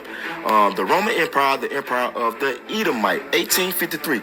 The Romans came from Esau, who is Edom. Dictionary of the Bible. This is in the 1800s. Italy and Greece and all the Western province became filled with Idumeans. Thus it is that the prophets called the whole of that nation by the name of Edom. You still here. Genesis 25:23. And the Lord said unto her, 2 nations are in thy womb. 25. And the first came out red. If it ain't the so-called Caucasian, then please tell me who is it. Alright, Obadiah verse 3. The pride of thy heart have deceived thee. We know they private. Thou that's dwelling in the cleft of the rocks. Caucasians. That's where the name came from. These facts is not hating. Verse 4. Though thou exalt thyself as the eagle, what's on the back of the dollar bill? And though thou set thy nest among the stars, wait a minute, who landed on the moon and said what? Esau landed on the moon and said the eagle has landed. All right, Malachi verse 1, let's get who Esau or Edom is. Didn't I just show y'all this stuff? Everybody ain't lying. Everybody. At the bottom, the border of wickedness and the people against whom the Lord have indignation forever. People, everybody. Romans 9:21. Have not the potter power over the clay of the same lump to make one vessel to honor and another to dishonor? Jacob, Esau. What if God willing to show his wrath and to make his power known and do it with much long suffering, the vessel of wrath fitted for destruction? Esau was made for destruction. 2 Thessalonians 2 verse 3. Let no man deceive you. Why? That man of sin be revealed, the son of perdition. Esau shall be revealed. He is the son of destruction. Esau. Why we can't see him? Why he got to be revealed? Let's see why he got to be revealed. Verse 4. Who opposed and exalted himself above all that is called God, or that is worship. Oh, we worship him in Christianity. That's their doctrines.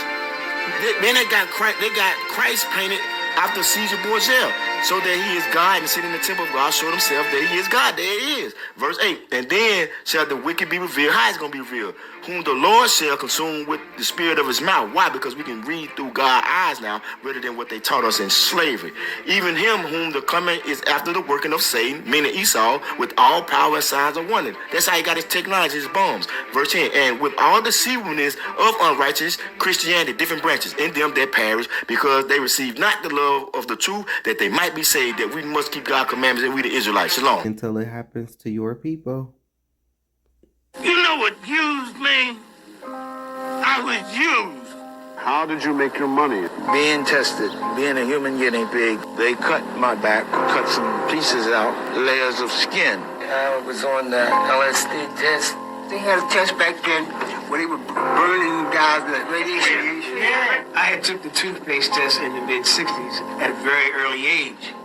I lost all of my teeth by the time I was 23 years old. For 23 years, a Philadelphia prison was used as a human laboratory. The subjects were mostly black men. The sponsors were Johnson & Johnson, Dow Chemical, and the United States Army. You know, Johnson & Johnson, you know, they're the people who started their company were slave owners.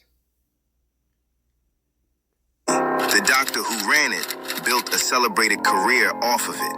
No one went to jail, and the institutions that funded it never paid a dime in restitution. Experiments on prison inmates in Pennsylvania. It really was the Kmart of human experimentation. Living conditions was bad. Hundreds of former inmates who, for pay, had agreed to participate in medical tests while behind bars. You needed money in Holmesburg to make it. We're living proof that it happened. Funding from major pharmaceutical companies. They had bandages on them, on their arms and their backs and their chests. The inmates were never told. Caged guinea pigs. And what went on there was nearly forgotten. Right away, it gave me a chill. I don't know. It's just something about when I hear white people cuss like this. It's not a bad thing. It's just funny. Just on some questions that MAGA can't answer. Ask your MAGA friends or relatives or whatever, if you have any left. I hope you don't, because you should cut shitty people out of your life. They don't deserve to have good people in theirs. If you guys call this last election, you call the 24 election a landslide and a mandate, and it wasn't. And you don't understand that because you're a dumb bitch. It was a narrow win, and I don't believe it's real, and most smart people don't either. Most of us will never believe that an insurrectionist, rapist, pedophile won all 7 swing states for the first time in like 40 years. But if you do believe that, you're a fucking imbecile, and we already know that. But here's the question. For you illiterate, 5th grade dropout, unfuckable, cult member, bootlicking, swamp water gargling, dog shit, for you guys, you think it was a mandate and a landslide. You think it was the biggest win ever and he just crushed the libs. Here's the question you can't answer. If that's the case, then why does the Trump administration need to gerrymander every fucking state in the country? I mean, if you won with this exact system in place, if you had a landslide mandate with these exact voter districts, why change anything? If that's the case, if you had a landslide mandate with this exact system in place, why do you need the SAVE Act? When even the Heritage Foundation can only drum up 100-something cases of voter fraud in the last 40 years. Why do you need the SAVE Act to change who can vote and how? Why? Because you had a landslide mandate. Why would you want to change a system that delivered to you cult cuck pieces of dog shit a landslide mandate? Why change that system that served you so well? You can't answer that question, right? Because you're a fucking imbecile. You're an easily duped, brainwashed idiot who convinced yourselves that a man who had a fake college where people sent money and got nothing, a fake university, you've convinced yourself a guy with a fake university would never lie to you. He's fighting against mail-in voting. Guess how he votes in every election? By mail, you dumb bitch. They have also convinced themselves of this. All people say, scream, we do the jobs nobody wants to do. We have. But then, so you heard what he said, we do the job that nobody wants to do. Well, according to your person that looks like you who can't get anybody to pick his carrots, I don't see you going over there to pick them carrots. Or none of your white people. Talking about that. So I don't even need to play the rest of what he said. Everybody know that's a lie. Oh yes. Oh yes. Middle Passage, white people. Slavery, white people. Jim Crow, white people. Lynchings, white people. Trail of Tears, white people. Wounded Knee, white people. Asian internment camps, white people. The vast majority of gun violence, white people. You see a trend? January 6th, white people. Ahmaud Arbery, 3 white guys. George Floyd, white guys. The felon in the White House, a white man. You see a trend? White man. But somehow, the white man has convinced stupid, uneducated, trailer park trash, 3-teeth inbreds, pedophiles, white supremacists, Triple K members, pedophiles, that the brown people picking your almonds and your walnuts and your lettuce and your avocados, somehow they're the fucking problem. They're not. We are. And until we grasp that, we can blame and sit here with all of these left bro podcasters and the Pod Save America and the Midas Touches and talk about, oh, it's the cost of eggs. It's the cost of gas. Fuck it is. No, it's not. Why haven't we had a woman president? Why did we go from a black president to the most corrupt white man in the history of our country?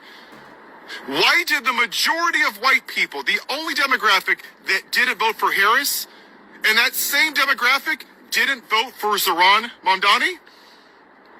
Because we're the problem. Because there is a chunk of this country that is afraid that the white majority is going away. And they're going to kick and scream like little children, like Santa Claus taking away your present. I heard Taylor Swift.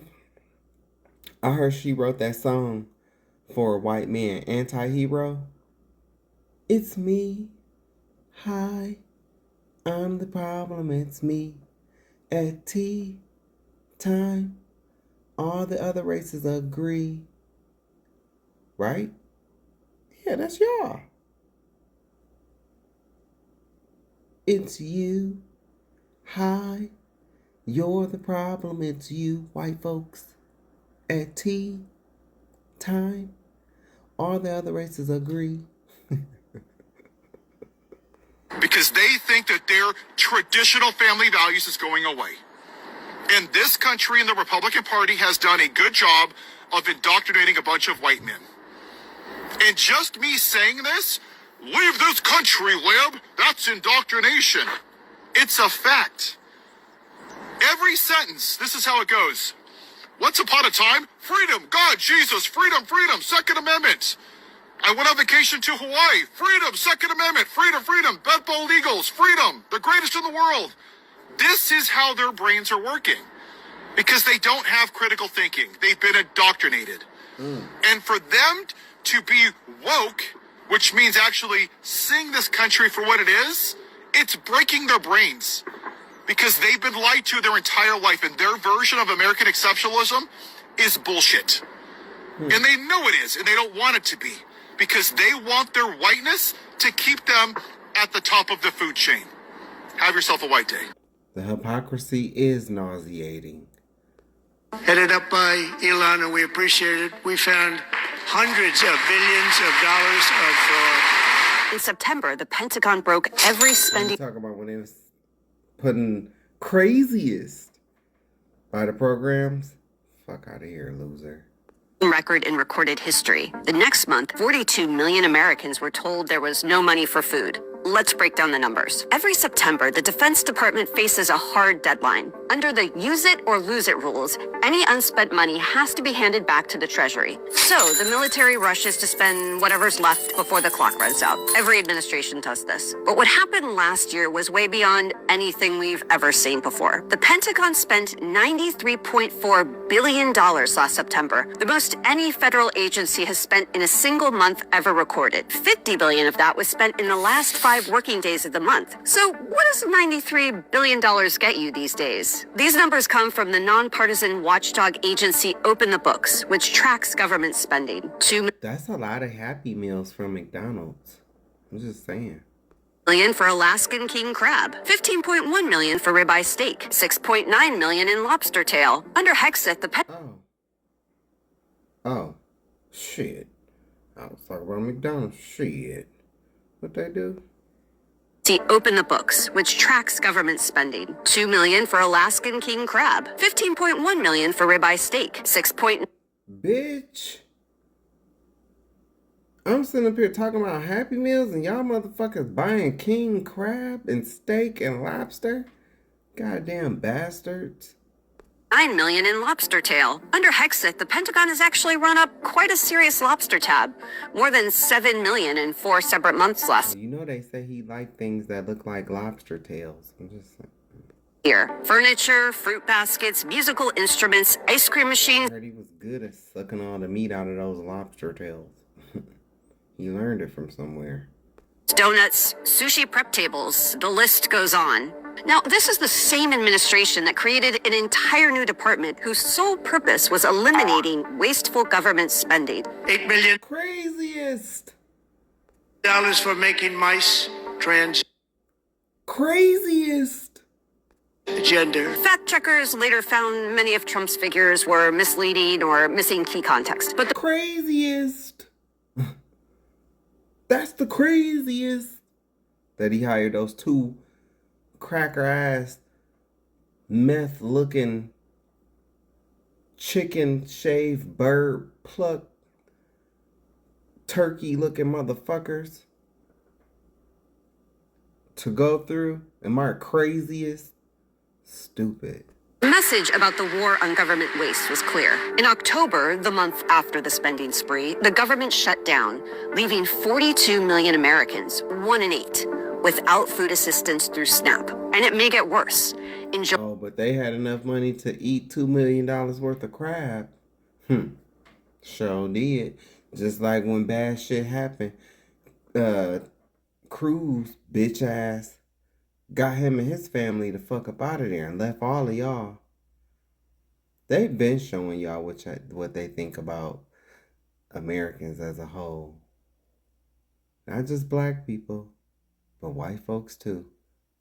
But see, the difference is we knew this because, we kind of don't get along. And they don't like you either. I'm talking about, the regular white men. This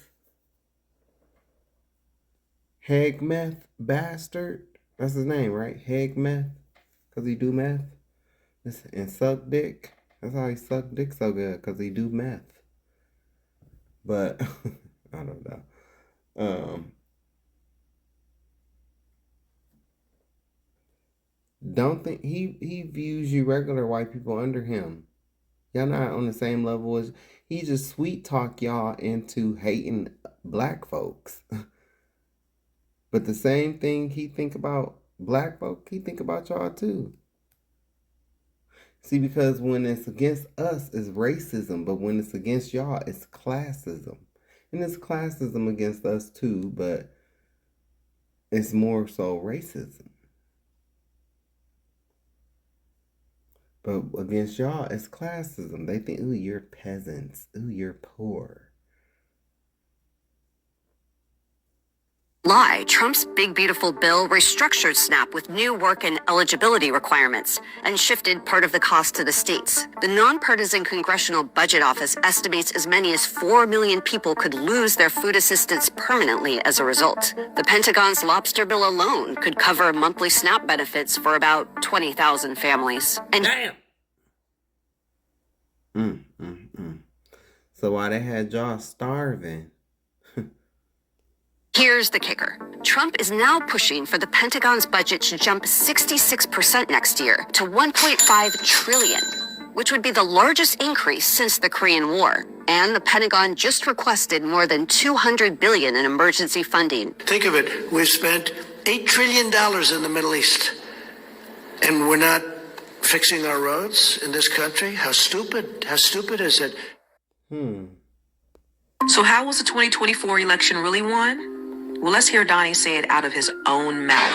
And I said to Charlie, and I said to Michael, I said to everyone, listen, we don't need votes. We got more votes than anybody's ever had. Focus, don't worry about votes. We got all the votes. And then there's this. In fact, my instruction, we don't need the votes. I have so many votes. Okay, so and then there was. You won't have to do it anymore. 4 more years, you know what? It'll be fixed. It'll be fine. It's mighty funny how damn, it's just so crazy how I'm looking at her content, and I didn't know about a Constance Carter until I really started, a little bit before I started doing this project. I seen one of her videos before I started doing this, and that's when the white maggot supporter was jealous of the black person driving a Lexus. I seen her video on that. That was my first video I seen, but it's so crazy as I go through her videos, her content. The same thing that I'm saying, the same things that I'm saying about him, she is saying. That's crazy. Coincidence? Nah. You won't have to vote anymore, my beautiful Christians. I love you, Christians. I'm a Christian. I love you. Get out. You got to get out and vote. In 4 years, you don't have to vote again. We'll have it fixed so good you're not going to have to vote. Fixed so good, you're not going to have to vote. And I think with our little secret, we're going to do really well with the House, right? I didn't even, the part that I kept now on my original video that I did, I kept playing. Get out and vote. You're not going to have to do it again. I kept replaying that part, and the part where he was talking about, I'm not Christian. That last little part, I missed that. Talking about he was going to have it fixed so good. Y'all are delusional. Our little secret is having a big impact. He and I have a secret. We'll tell you what it is when the race is over. After the Pennsylvania rally with Donald Trump on October 5th, 2024, Elon Musk sent this message to a friend. I'm feeling more optimistic after tonight. Tomorrow we unleash the anomaly in the matrix. This is not something on the chessboard, so they will be quite surprised. Lasers from space. I wonder if it was those computers that he knows so well. And he knows those computers better than anybody. All those computers, those vote counting computers. And we ended up winning Pennsylvania like in a landslide. So what pisses me off about, and this is why I say this whole thing is a sham, is where's the Democrats? They seeing all of this shit too. And none of them challenged none of this shit. None of them challenged it. They just accepted it. They just accepted it. Which lets me know that they are complicit in this. I can't answer everything, but every time, you don't notice how every time these Republicans lose, this is rigged, this, they want to challenge it. Not a peep from the Democrats. They'll walk around and murmur. So that lets me know they're complicit. Pretty good. It's pretty good. So Thank you to Elon. But then there was a big fallout between Elon Musk and Donald Trump. And Elon said, without me, Trump would have lost the election, Dems would control the House, and the Republicans would be 51-49 in the Senate. Such ingratitude. They said what the fuck do you think that means?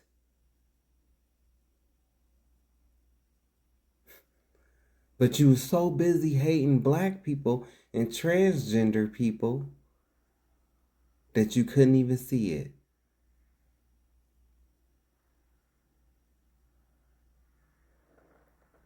That is just crazy. Both of them should be put in jail.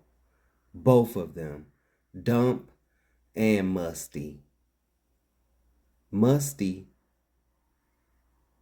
should be Musty. And when it's all said and done, you know he's gonna escape. This was the biggest heist in U.S. history. And look what it led to.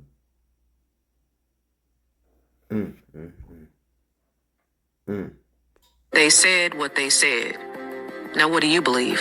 Drop a black fist in the comments. 49 in the Senate. And Elon said, without me, Trump would have lost the election, Dems would control the House, and... Without him doing what? Without him doing what? Why does it, when it's white men, why do it take for them to see, they need for Musty to come out and say, yeah, I rigged the election for Dump. That's what they need. So they can go, oh, how did this happen?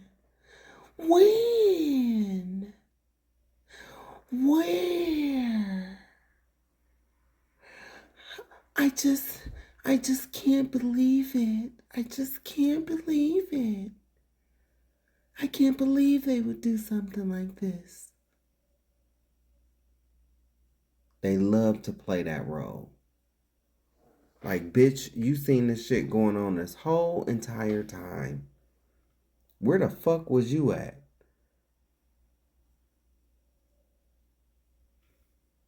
It's crazy. The Republicans would be 51-49 in the Senate. Such ingratitude. They said what they said, what they said. Now what do you believe? You know, it's still... Why don't we just admit, just be honest, America? Just be honest. 77 million people that we know, friends and family, voted for an adjudicated rapist, a convicted felon, a child molester who is defending child molesters, who was best friends with the child molester, who's mentioned over 30,000 times with the child molester, who caused an insurrection that led to the death of 5 officers, who made fun of soldiers, who mocked disabled people, who added $8 trillion to the debt with 6 bankruptcies, 3 failed marriages, didn't rent to black people, paid $15,000 asking for the execution of 5 black men in New York City who were later exonerated, literally questioned the birth of Barack Obama, our black president. And you people went to the voting booth and said, I don't know. This is tough. Do I vote for him because, he told me that I'm going to have more money in my checking account on my paycheck? Or do I vote for the most qualified black woman in the history of our country? In fact, the most qualified presidential candidate. I don't know. Universal health care, taxing the rich, helping people with student loans, helping them start their small businesses. I don't know. This is really hard. Shit, I don't know. What would Jesus do? Well, I guess I'm going to have to vote for the rapist. Can we just cut the shit? Part of this country was triggered by a black man in the White House instead of out in their fields picking their cotton. They want the inside of the White House to look like the outside of the White House. And they went back to the plantation owner. And LBJ was right. And I'll paraphrase. This country will vote for a rapist, child molester, convicted felon who is literally tearing down democracy itself over the most qualified black woman.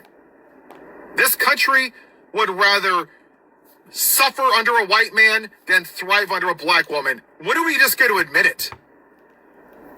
250 years into this experiment, this racist country, half of our country are women. Half. And we've never had a woman president? Because it wants to maintain the white male patriarchy. And that racist, Charlie Kirk, that's what he stood for, was the white male patriarchy. Yeah, they got all while listening to black music, mind you. That asked for Joe Biden to be executed, who joked about gay people being thrown out of buildings in Gaza. You know, that piece of shit racist. You know, very fine people on both sides. The great white replacement theory. Hey, if the pilot's black, do I know they're qualified? I'm not saying they're not. I'm just posing the question. You know, dead Americans is worth, I think, the cost of the Second Amendment. Praise Jesus. Wow. What a reflection of Jesus. He stood for one thing. The white male patriarchy. Look at his audience. Who was it? A bunch of beta cuck alpha males, mediocre white men with micro penises that need to feel like a real man because they see. Look at his audience. Who was it? A bunch of beta cuck alpha males, mediocre white men with micro penises that need to feel like a real man. Look at his audience. Who was it? A bunch of beta cuck alpha males, mediocre white men with micro penises. That means you got little dicks. That need to feel like a real man because they see women in places of power and black women and black men and people that aren't white. And it scares the shit out of them. They go, I don't know what to do. Traditional family values is going away. Oh, now I have to work for a living. My white privilege isn't going to give me the job just because I'm white. That's all he stood for. That's it. This isn't complicated, people. This is not about Republican or Democrat. Part of this country wants to live in 1776 where the white man ruled over everybody. This great Christian nation whipped black people and then paid places like Charleston City to put salt on their wounds, to shackle them, and to punish them when they didn't listen. This great Christian nation put black people in trees and came outside, and the white people smile and goes, our God is an awesome God, while somebody's fucking mom is hanging from a tree. Great Christian nation. Praise Jesus. We didn't even consider black people a whole white man through the 3/5 clause. Hell, even 100 years after we were here in 1860, the Supreme Court ruled that black people weren't citizens. But hey, Paul, if you don't like America, you can leave it. No, that's not how this works. It's the white person's turn to stand on business and call this shit out. And for all you white people out there that are still, oh, I don't want to get political. Bitch, please. This shit is political. That's privilege, and you're oozing it right now. Black people don't have the luxury of sitting down and just sitting in their house and ignoring it. This is our fault, whether I like it or not. I benefited from it. I don't have to give the talk to my kids. I don't get called the N-word. People don't cross the street at night when I walk down there. I don't get pulled over by cops. My house isn't redlined. My great-grandparents weren't in a tree or put in somebody's will as property to hand down to their kids. That's fucking privilege. And too many of you dumbasses just want to wave flags and buy into the bullshit lie of American exceptionalism. Breaking news, America has never been a great country for everybody. Oh, Paul. And if you don't like it, you can ship your ass back to England. Or back to the caves. Back to the caves. Just ship your ass back there because you're undocumented. This isn't my land. This belongs to the Native Americans. Not the $5 Indians. Not to be confused with the $5 Indians who came from Siberia, who are actually related to the white cave dwellers. And, you know, we call them Caucasians. And that's why those natives look Asian, because they're part Caucasian. But very on brand for white people, like we're like a bunch of locusts and cancer. We're like, I want that. Oh, I'm going to steal the black people. I'm going to take the land from Mexico. Hey, I'm going to take the land from King Kamehameha from Hawaii. Oh, you know what? Let's just murder the Native Americans and then we'll just indoctrinate them to white culture. And if black people don't listen, we'll put them in trees and make an example out of them. Ooh, the Asians? Let's throw them in internment camps for 3 years. We'll show them because we're a Christian nation. Right. White people don't want to hear actual American history. They want to hear white history. And that is exemplified by the all-white halftime show that they're having. Why? See, I told you they want to hear Happy White History Month. That's why I'm doing this. Because I'm showing you Happy White History Month. See? Because Bad Bunny doesn't speak their form of English. He's speaking Spanish. Who gives a fuck if he's speaking German or Cantonese or Mandarin? Who gives a fuck what he does? They're triggered because their version of white America is going away. Looks like me, talks like me. That's it. That's what they want. White America. America is going away. Looks like me, talks like me. Own niggas on the field who run a ball down the field. Yeah. Because, you know, most of the owners of the teams, they look just like him. And to appease black folk, they bought in Jay-Z. And to him, I would say, you say that you don't give a fuck about what nobody has to say about you, but yet you're doing an interview. I don't really give a fuck about what you do, but I will say this, though. We want our style back. Give Basquiat back his hair, the clothes, the image, because you are not that.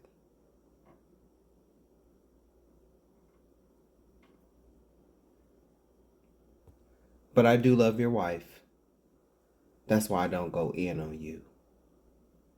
That's the only reason why I don't go in.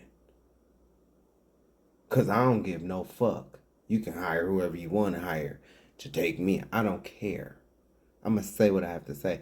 The reason why I don't go in on you, Jay-Z, is because of your wife and her sister. Her sister is a Cancer like me. So, you know. I don't feel what her son did, though. That's some bullshit.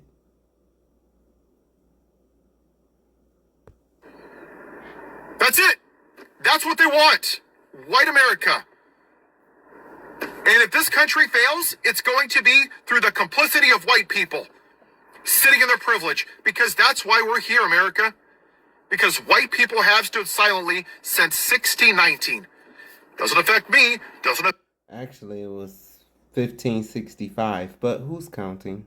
Affect me. Lynchings, Jim Crow, slavery, Black Wall Street, segregation. Doesn't affect me. Civil rights movement. Doesn't affect me. Martin Luther King said, "We will not remember the words of our enemies, rather the silence of our friends." That's a true state. That's a true saying. That's a true saying, though. You were silent. People like me have to stand up and lead because it's our problem to fix. I benefit from this society. I have to tear down the patriarchy. My favorite quote that the great Martin Luther King said, "A true leader is not a searcher of consensus, they're a molder of consensus." It means you have to tell people what they want to, what they need to hear, not what they want to hear. I'm not here to call to white people. I'm here to call your asses out. That your silence is complicity. Evil succeeds when good people do nothing. And right now, too many of you white people are doing nothing because you're stuck in your privilege. Get off your asses and do what's right. Have a white day. it begins. Now, last night, the leaders of the Arab world had a meeting in Egypt. Did y'all see that on our news? All the Arab leaders got together in Egypt to talk about what they're going to do about them recognizing Jerusalem as the capital. Pike said the last war would be between the Zionists and the Muslim world. When he said Pike said the last word, he's talking about Albert Pike. He's talking about Albert Pike. I've also talked about Albert Pike. Pike said the last war would be between the Zionists and the Muslim world. All right? This is where we at. This is where we at. Y'all still up out there? All right? It's so bad, we received a letter. Philadelphia. Philadelphia received a letter from the Islamic leaders. I don't know why, Keith. They must know we crazy over here. You understand what I'm saying? So we receive a letter. Now, this is going to blow your mind, all right? Because James, am I lying? All right, we receive a letter. Now, let me show you a copy of the letter. We receive it in English, and we also received it in Arabic. Amen? And they are burnt about this recognition of Jerusalem. Now, why they done said that to me, I don't know. A lot of people going to be watching me. You're going to see all kind of people at the game today. Go whosoever. The world they gonna send that to me for? But they watching you, Israel. They watching you. You got time clock. They watching you. Because your motions, your movements, your ascent, your rise, your prosperity, show the world where we at right now. They wrote us. Now look what they say in the letter, right? All right? Go to the next clip. Look what they say. Hallelujah. This is where it's from. The Saeed Abdul Hadi, the administrative trustee, the global guardians of the Al-Aqsa. You know what I'm saying? The Dome of the Rock and stuff like that. They gardens of it. And they writing us at Philly and they telling us, Washington cannot broker peace negotiations on behalf of the Palestinian and the Jerusalemite family. They can't broker peace negotiations between the Palestinians and with the 13th Jewish tribe of European Ashkenazi Khazars, who, contrary to Nikki Haley, who is our UN ambassador, she asserted at the United Nations today, amen, they saying that contrary to what she said, this 13th tribe, these European Ashkenazi Khazarians, do not carry any biological lineage to the original black-brown 12 tribes of the Hebrew.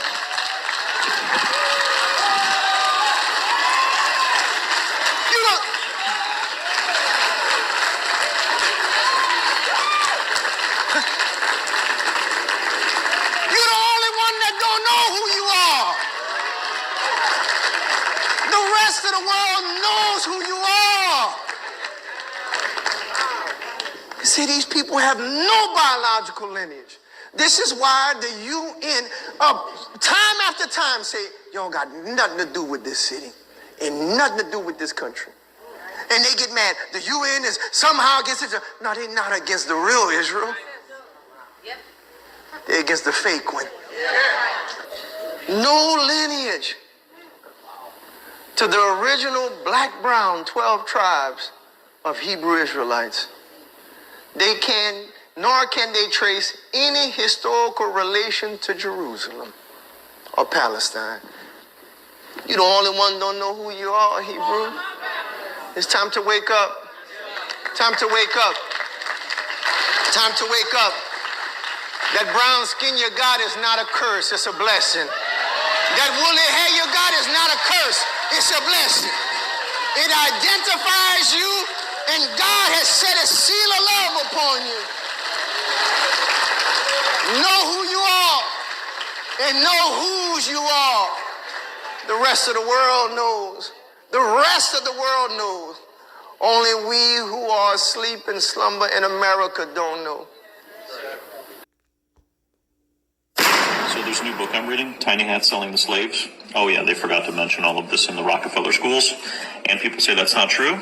Well, you should read this one. This guy was a rabbi who wrote this one. And you know the term layaway? That came from when rabbis were selling slaves. Yes.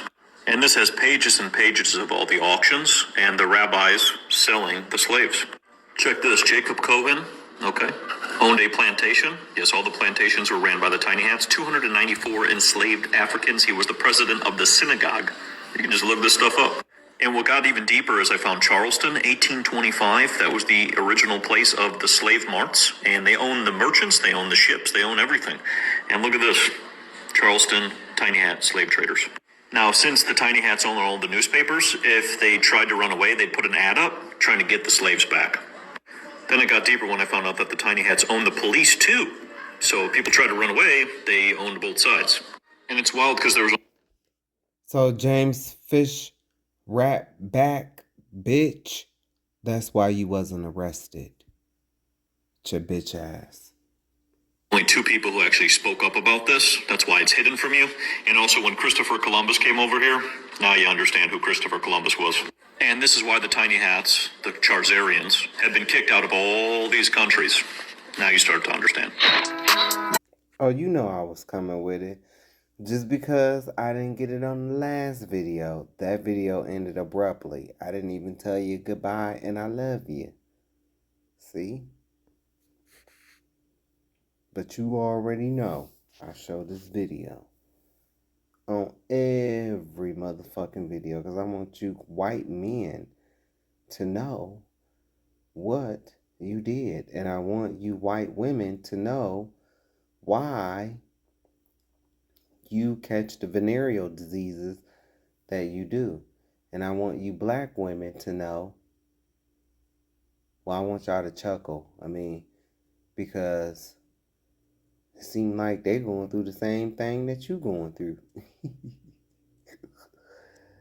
Looks like black men ain't the only ones that's DL, huh?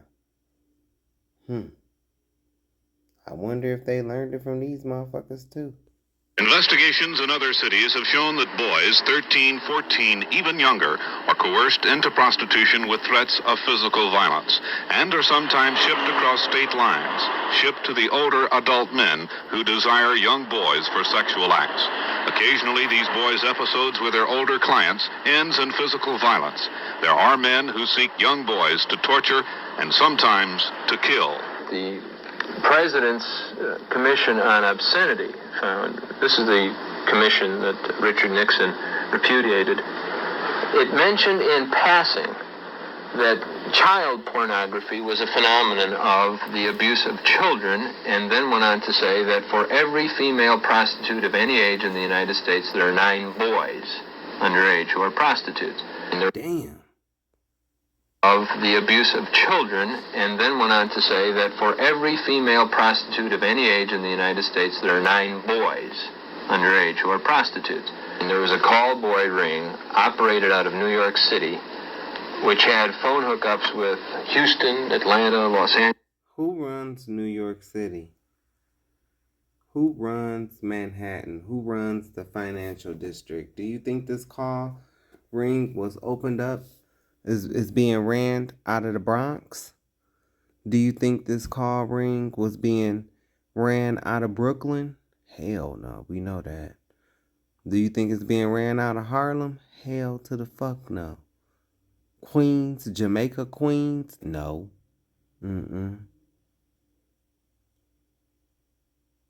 Bed-Stuy? You think it's being ran out of Bed-Stuy? No, it's not. It's being ran out of Manhattan, the financial district. You know where they have the calf, the bull? Yeah. Underage who are prostitutes. And there was a call boy ring operated out of New York City, which had phone hookups with Houston, Atlanta, Los Angeles, New Orleans, Washington, D.C. And that callboy ring had a list of 10,000 clients who were white and Asian, who could call and with a credit card purchase a boy. In D.C., operated out of New York City. Every female prostitute of any age in the United States, there are 9 boys underage who are prostitutes. And there was a call boy ring operated out of New York City, which had phone hookups with Houston, Atlanta, Los Angeles, New Orleans, Washington, D.C. And that call boy ring had a list of 10,000 clients who were white, who could call and with a credit card purchase a boy. Hello? Hello, this is credit card number 06789. I'd like to make an order, please. Go ahead.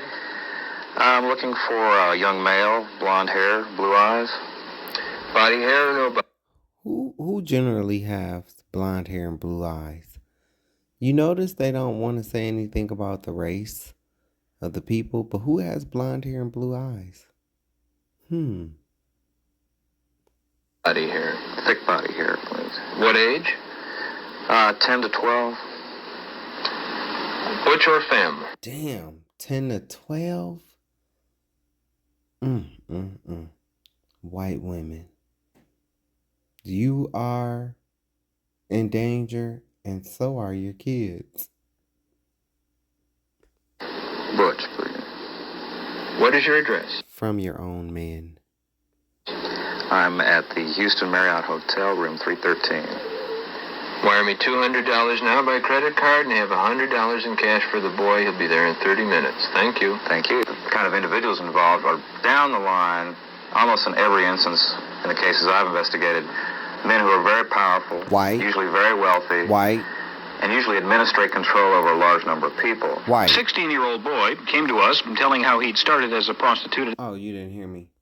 Okay. Men who are very powerful, white, usually very wealthy, white, and usually administrate control over a large number of people. White. 16-year-old boy came to us telling how he'd started as a prostitute at age 12 and now is employed by a large Houston corporation. The corporation pays him from a well-covered slush fund. I'm working right now, with the corporation. And what's that? How's that work? Well, when their executives or, their business people are in town, they're sent to our apartment, and we entertain them while they're here. Okay, what's that entertainment usually involve? What do they usually demand, or what do they want? Well, it's all kinds of sex and perversions. There's no two alike. I've decided that. Subsequent to... Usually involve, what do they usually demand, or what do they want? Well, it's all kinds of sex and perversions. There's no two alike. I've decided that. Subsequent to the making of this interview, this boy's mutilated body was found.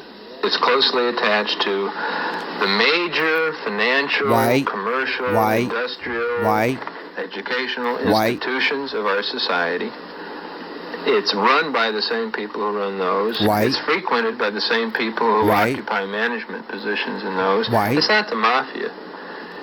See, he made a distinction. It's not the thugs of their people. No, it's not like, the Italian mobs, because they were too busy doing their suit and news and their pirouettes and their turns in second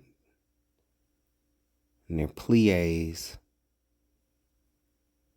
and their rom de jambes en l'air, because the Italians are getting prepared for the biggest West Side Story. And, they're doing their suit and news and they're getting ready. So they don't have time for stuff like this. No, it's the people that look like the man on this screen. But for some reason, he cannot come to the terms of his people being in the lead. See, they want to be in the lead in everything else. Oh, they want to lead, bitch. They want to lead everything. But they didn't want you to know this, that they lead in this too. That's why you haven't heard them say white, even though it's all white people describing this shit. The person who taking the order is white. The person who putting the order in is white. Who ran the corporate world? Who still runs the corporate world? As you climb the corporate ladder, what color are the people? Predominantly white. It's run to the major financial, commercial, industrial, educational institutions of our society. It's run by the same people who run those. It's frequented by the same people who occupy management positions in those. It's not the mafia. It's an Did you see that? Did you see that? He's pussyfooting around the topic, trying to find ways to describe it without saying, these are white people. Junk of clean business. How is it clean if they're doing this? This is the white man trying to cope with himself before he jumps out of the window. Or wakes up in his whole family and himself and his billy goat, who's actually his mom, his grandma, his sister, his cousin, and his daughter. Serving the most respectable people we have in our society, the people who are the elite. Investigations in other cities. Ain't it fucked up how I can show you all of this and he's still trying to describe them as respectable? The elite. Okay. Thanks. But let me show you why they act like this, because this is where you come from. I want to show you guys some of the documents showing the white races of Europe. And they're not fucking albinos. And we can get a better perspective as to who the Moors were fighting. These are the albinos and the beasts of Europe. Beast? Yes. Albinos? No. And the Moors were fighting these people for hundreds of years prior. You remember on Game of Thrones? You know what? Should I even tell them this? No, I'm not going to tell y'all that. To the so-called transatlantic slave trade. And one interesting thing I wanted to show you is that when you look at these beasts and albinos and how they have achieved what they've been able to achieve in just a few hundred years. Okay. I will fucking tell you. What does that look like?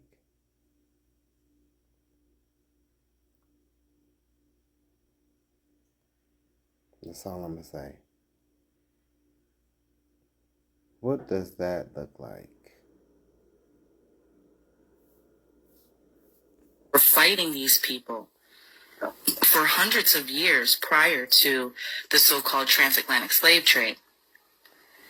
And one interesting thing I wanted to show you is that when you look at these beasts and albinos and how they have achieved what they've been able to achieve in just a few hundred years, keeping in mind that they were considered wild men just a few hundred years ago. And they had no last names. Many of them didn't even have first names. And I wanted to show you this because I found this very interesting. If you see here the wild men, and you look at the clothing that the people are wearing to the left, you can see here they're wearing this clothing to cover up their hairy bodies. So I found that very interesting. And something else I found in the British Library was one of the oldest genealogy charts, one of the first ones made for white people. And as you can see at the bottom of that genealogy chart, you see 2 Wildmen. So they're showing that their ancestry comes from the caveman. I'm the oldest of 10 children. I'm born August 28, 1896. I was born at Cherokee Strip, OT, Oklahoma Territory, 1896. Those early days, we lived really, I was born in a cave. There wasn't... You was born where? Territory, 1896. Those early days, we lived really, I was born in a cave. Oh, okay. You was born in a cave, you said. I think that's what you said, right? Let me make sure that's what you said. Oklahoma Territory, 1896. Those early days, we lived really, I was born in a cave. Oh. There wasn't nothing but a cave. In a cave? Right. Yeah, even she can't believe it. See? See? In a cave? Yes, that's where you come from too. I told y'all what happened. Y'all don't want to believe me. You don't want to believe me. I've told you the story. Y'all don't want to believe me. I told you, Megyn Kelly, that Roger in a blonde wig, reptilian, alien species looking ass bitch. Okay? This is all her fault. I keep telling y'all. Okay? I keep telling y'all that blow pop head looking ass bitch with eyes in a blonde wig. She gathered your ancestors up in her spaceship. Okay? I keep trying to tell y'all. The bitch is an alien. We've seen the tentacles come out her back. We've seen it. Okay? We saw the tentacles. We saw them. She was on the movie. You know, they said she just showed up. She no makeup, no nothing. Everything you saw, all her. No CGI, no specialized makeup. Well, she gathered white people. See, these was J.D. Vance and, you know, Marjorie and all of their ancestors, right? She gathered them up in her spaceship and she took them to the mountains and she dropped their ass off. And then she thought she was gonna get away. She, you know, her shit crashed because, you know, she stupid bitch. She's just stupid. Weird, stupid old Where's Waldo looking ass bitch, you know? And so her spaceship crashed. She survived, unfortunately. And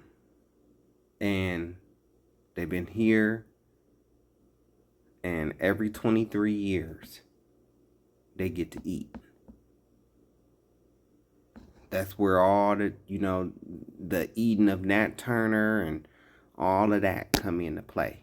Because every 23 years, they get to eat. And that's why, you know, they, you know, because Taylor Green and Vance and, you know, they line specifically look just like them people from the Wrong Turn movies. And so, you know, they never develop fully into, you know, what people look like today. That's why Marjorie looks so hard, you know. So first, you know, they ate all the critters. They ate all the critters. This is why the animals was going extinct. It was them. They was eating them. Bitch, they had T-Rex shook. Bitch, Marjorie had an auntie. Bitch, she sank her motherfucking teeth into you. Bitch, you was good as gone. Just gone. Okay? That was the first wave. And be on the lookout because, apparently, I guess Megyn Kelly got a, Species 3 coming out, Megan Strikes Back. And I told y'all that they stole the whole concept from the Aliens movie. And now they got this bitch running around looking like Roger from American Dad in a blonde wig. And she laying eggs all over the place. Them little hand things that come out of the eggs. Yeah, I told y'all. Species 3, Megan's Revenge. Megan Strikes Back. No, Megan's Revenge was 2. 3 is Strikes Back. So, I'm telling you. Now, you know how, like, when a dog grab a rabbit or something and do that shaking thing with it, so it be shaking his head from side to side all viciously, and just the whatever's in his mouth be just flying back and forth. Well, see, what had happened was Vance's mama's mama taught the canine species how to do that. Cause that's how she used to get her men. Now, I'm gonna give y'all some tea. They all was jealous of 2 people. They was jealous of that Pam bitch. You know, the blonde. The Pam bitch. Her name is Pam bitch. I think she recently got fired. They was all jealous of her because she was supposed to represent the pure,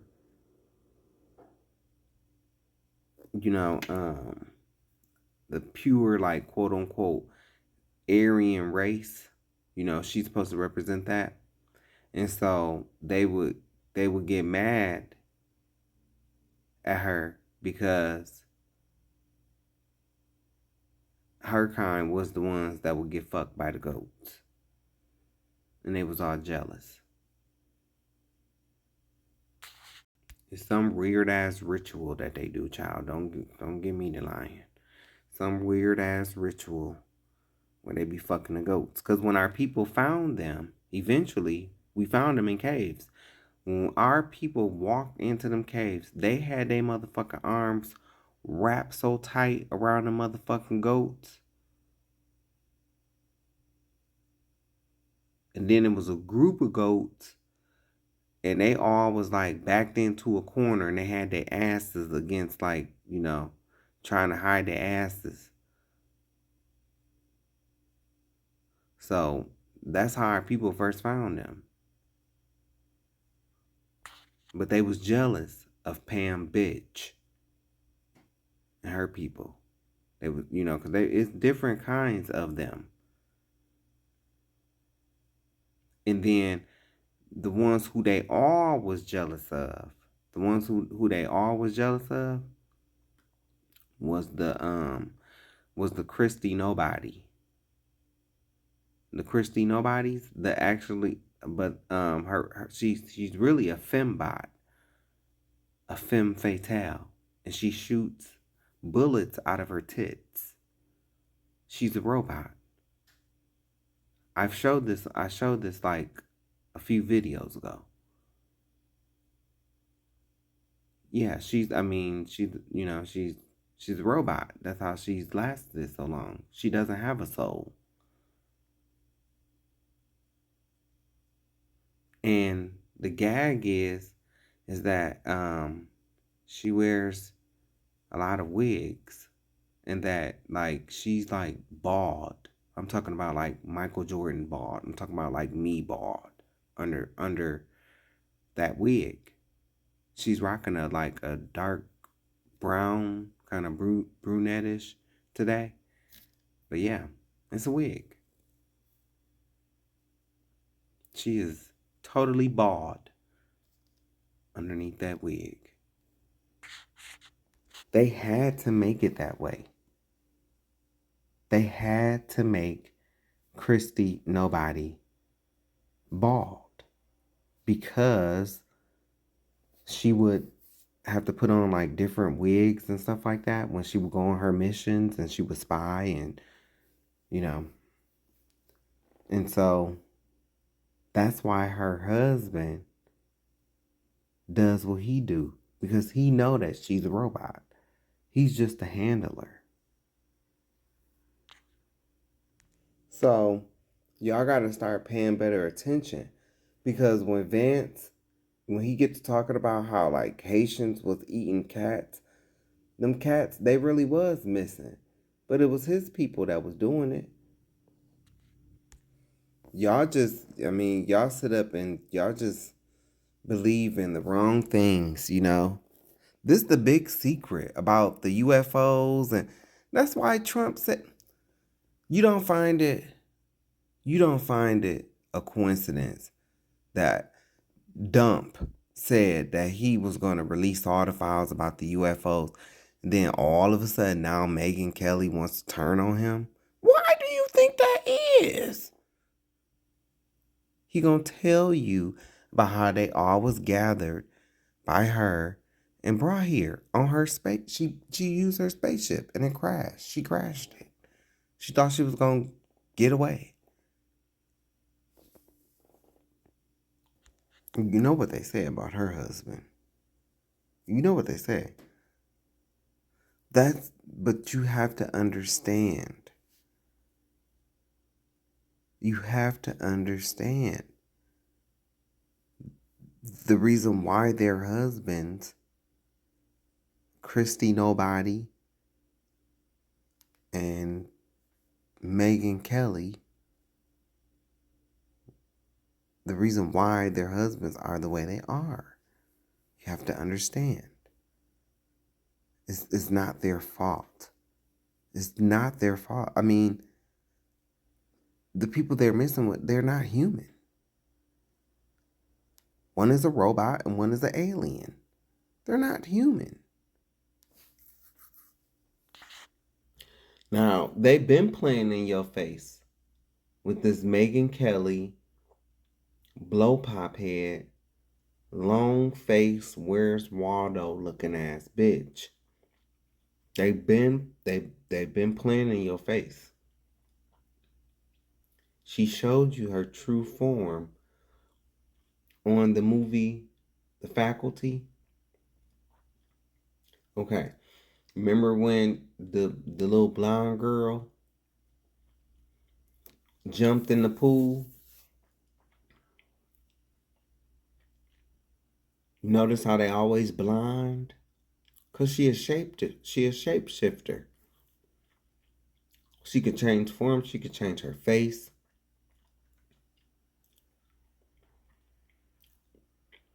They said for that scene, you know, she showed up just like that. You know, when she jumped in the water and turned into the alien with the tentacles and everything else. They said that's just how she showed up. I be trying to give y'all a game and what's going on here. Okay. Amessica knew that there's alien life forms because of Megyn Kelly.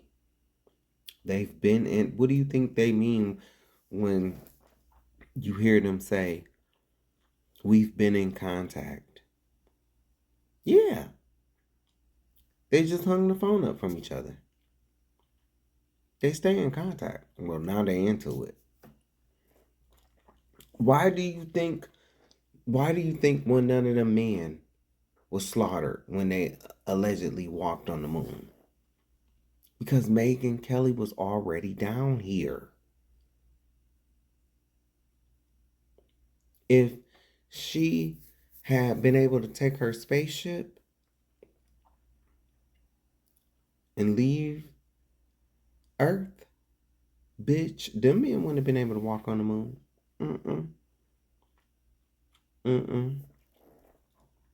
And quiet is kept.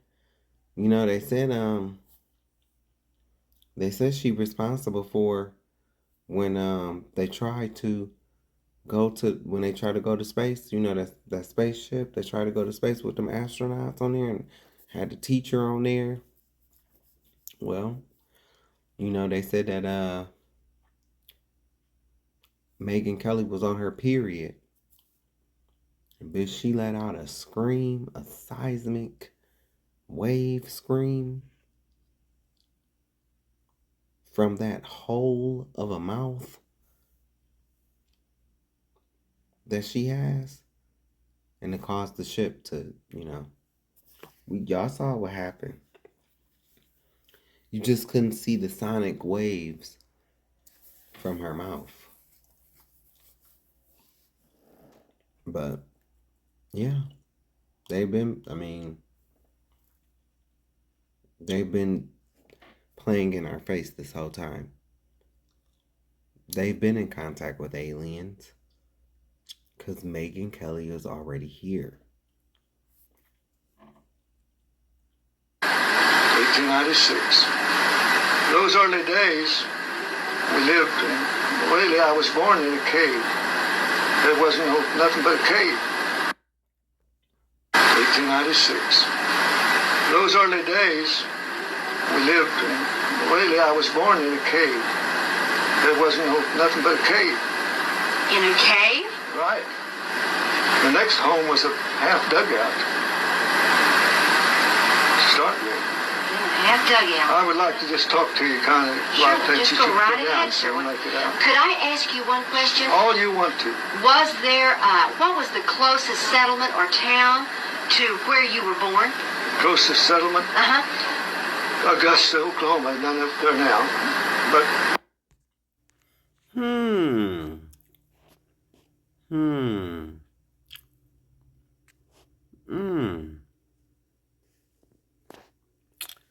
Let me see. Where should I go? Ooh.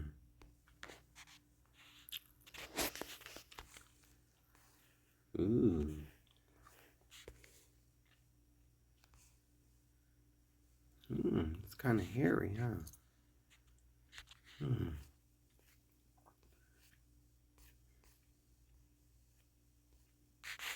You guys some of the documents showing the white races of Europe, and we can get a better perspective as to who the Moors were fighting.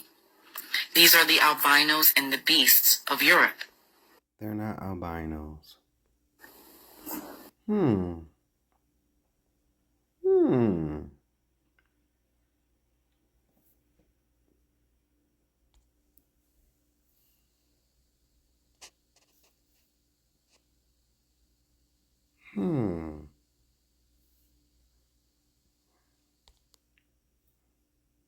Black people.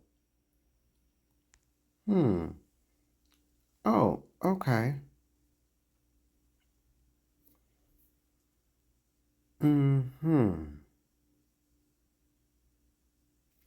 Plot thickens. The reason the STD rate is so high is because rich white people touch their children and then doctors cover it up. Most of the girls between the ages of 5 and 9 did not claim they had been assaulted, but by the time record-keeping systems were in place in the late 1920s, girls under age 13 accounted for 10% of reported infections among females. So, doctors were vexed as to how so many girls had become infected, particularly those from white, middle, and upper-class families. Many white professionals believed that only foreign or ignorant men abused their daughters, and so assumed that incest occurred only in poor, working-class, immigrant, or African-American families. When the evidence increasingly pointed to men from their own class, doctors, public health officials, social reformers, and educators speculated that girls could become infected from non-sexual contacts with toilet seats, towels. Modes of transmission doctors had already rejected for adults and boys. Healthcare professionals ignored the possibility of sexual assault and insisted instead that girls faced the greatest risk of exposure in the school lavatory. White women, are y'all okay? See, because of systemic racism, you're not even protected in your own home. They blame us for the STD rate when really it's your father touching you and giving you a venereal disease, statistically speaking, historically speaking. And if you need help, you know who to look at. It's not us, it's them. It's your dad. It's your brother. See, white women are under attack in this country from the damn people on that island hanging out with the rich, damn near down to the middle class household. These little white girls are very unsafe and thereby making my community unsafe. Yes, you know, if somebody was to watch all of these like videos that I do, I know that I use like this video a lot, but it has meaning. And it's like I'm tying all these videos together and I'm showing you. So that's why I use the same videos. Like towards the end, like for instance, I have that one video about the children and the pedophile ring. I said I was going to show that damn near on every video because y'all need to see it. You need to see what has brought us to this point. It's not just the quote-unquote fake Israel stuff. It's not just that. No. It's what I've been showing you. A lot of these people, they think that you know, they are conservative. You are not conservative. If you are cheating on your wife, you are not conservative. If you have multiple families, and I always say 3 and over, because, you know, shit happens. You know, you might not work with this partner, you know, so where we at now, you know, yes. But 3 and over, you are not traditional nor conservative.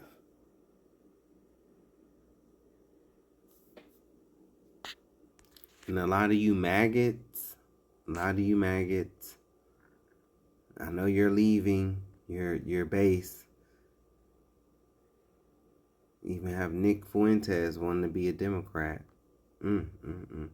But a lot of you maggots are not conservative because you're really gay on the low. And you're cheating on your wife. That's not conservative values. Andrew Jackson, the president, is not a conservative. Neither is Thomas Jefferson. Not if they're sleeping with other women and sleeping with their slaves, right? That's not conservative values. But here we are. White America thought they elected a savior, but God sent them their judgment. November 2024, you watched the election results roll in. You saw white America celebrating in the streets. You heard them chanting his name. You watched them worship at the altar of their golden idol. They thought they were crowning their champion. They had no idea they were signing their own death warrant. Here's what they don't want you to know. Here's what the mainstream media will never tell you. Here's the truth that's been hidden in plain sight. Donald Trump is not white America's savior. He is God's instrument of their destruction. Let me show you something that will blow your mind. In 2024, 21% of black men voted for Donald Trump. That's more than double what he got in previous elections. You heard that right. Black men, the sons of the enslaved, the descendants of those who suffered under white supremacy for 400 years, they helped put Trump back in the White House. And white America celebrated. They thought they were winning. But here's what they didn't see. Here's what their blind eyes couldn't comprehend. God was orchestrating the greatest act of divine justice in modern history. He was using the very people they oppressed to deliver their judgment. He was turning their victory celebration into a funeral march. And they were too drunk on their own pride to even notice. Look at what's happening right now in America. Trump's policies are tearing apart the very fabric of white middle-class life. His tariffs are crushing small business owners in rural white communities. His mass deportation plans are creating labor shortages that are destroying white-owned farms and factories. His economic chaos is wiping out retirement savings for white suburban families who thought they were safe. His dismantling of federal agencies is eliminating jobs that white college graduates depend on. Everything they built is crumbling. Everything they trusted is collapsing. Everything they believed in is turning to dust. And the man they worship is the one holding the sledgehammer. Coincidence? Random chaos? Political miscalculation? No. This is prophecy. This is divine judgment. This is God using the wicked to punish the wicked. This is the rod of God's anger. And white America is about to feel every strike. You saw the headlines. Trump dismantles DEI programs. Trump rolls back civil rights protections. Trump appoints judges who will set justice back 50 years. And white America cheered. They thought he was hurting us. They thought he was protecting them. They had no idea that every single policy, every single executive order, every single decision was a nail in their own coffin. The whole world is watching America isolate itself. Allies are turning away. Economic partners are finding new arrangements. The global south is rising while America falls. And Trump is accelerating it all with a smile on his face and a red hat on his head. What if I told you this exact scenario was written 3,000 years ago? What if I told you the Bible predicted a nation would be judged by its own idol? What if I told you that God has a pattern of using oppressors to destroy oppressors and then destroying the instrument he used? What if everything you're watching on the news right now is the fulfillment of ancient prophecy? White America wanted a white supremacist strongman. God said, fine. Here he is. Have him. Let him destroy you from the inside out. Let him dismantle everything your ancestors built. Let him isolate you from the world. Let him crash your economy. Let him expose your hypocrisy. Let him be the face of your judgment. This is not politics. This is spiritual warfare. This is not about Democrat versus Republican. This is about the God of justice settling accounts with a nation built on stolen land, slave labor, and innocent blood. This is about 400 years of oppression coming due. This is about the chickens coming home to roost. This is about divine vengeance wrapped in a red tie and delivered through the ballot box. And the most beautiful part, white America has no idea what's happening to them. They're still cheering, they're still celebrating. They're like Pharaoh hardening his heart while the plagues destroy Egypt all around him. They're like Belshazzar partying while the writing appears on the wall. They're like Babylon dancing while the enemy army marches through the gates. Today, right now, in this video, I'm going to show you exactly how this prophecy is unfolding. I'm going to take you through scripture, through history, through current events, and I'm going to prove to you beyond any shadow of doubt that what you're witnessing is not chaos. It's judgment. It's not confusion. It's prophecy. It's not random. It's righteous. By the time you finish watching this video, you will never see Donald Trump the same way again. You will never see American politics the same way again. You will never see the news the same way again. Because you will see the hand of God moving pieces on a chessboard that most people don't even know exists. So buckle up, turn off your distractions, pay close attention, because what I'm about to reveal to you has been hidden for generations. What I'm about to show you will shake everything you thought you knew. What I'm about to prove to you will set you free from the lies you've been told your entire life. The judgment of white America has begun, and Donald Trump is the judge, jury, and executioner that God appointed. Let me show you how. Open your Bible. I'm going to show you something that will make your spine tingle. I'm going to show you a pattern that's been there all along, waiting for eyes to see it. Here's the principle that most people miss. Here's the theological truth that's been buried under centuries of false teaching. When God judges a nation, he doesn't send fire from heaven the way most people think. He doesn't send angels with flaming swords.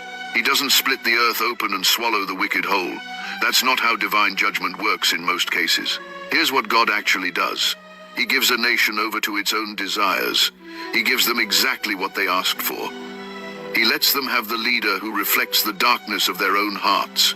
and then he watches as they destroy themselves with their own choices. Turn with me to Romans chapter 1, verse 28. Paul writes, God gave them over to a reprobate mind. Did you catch that? God gave them over. Not God struck them down. Not God punished them directly. God gave them over. He released them. He stopped restraining their evil.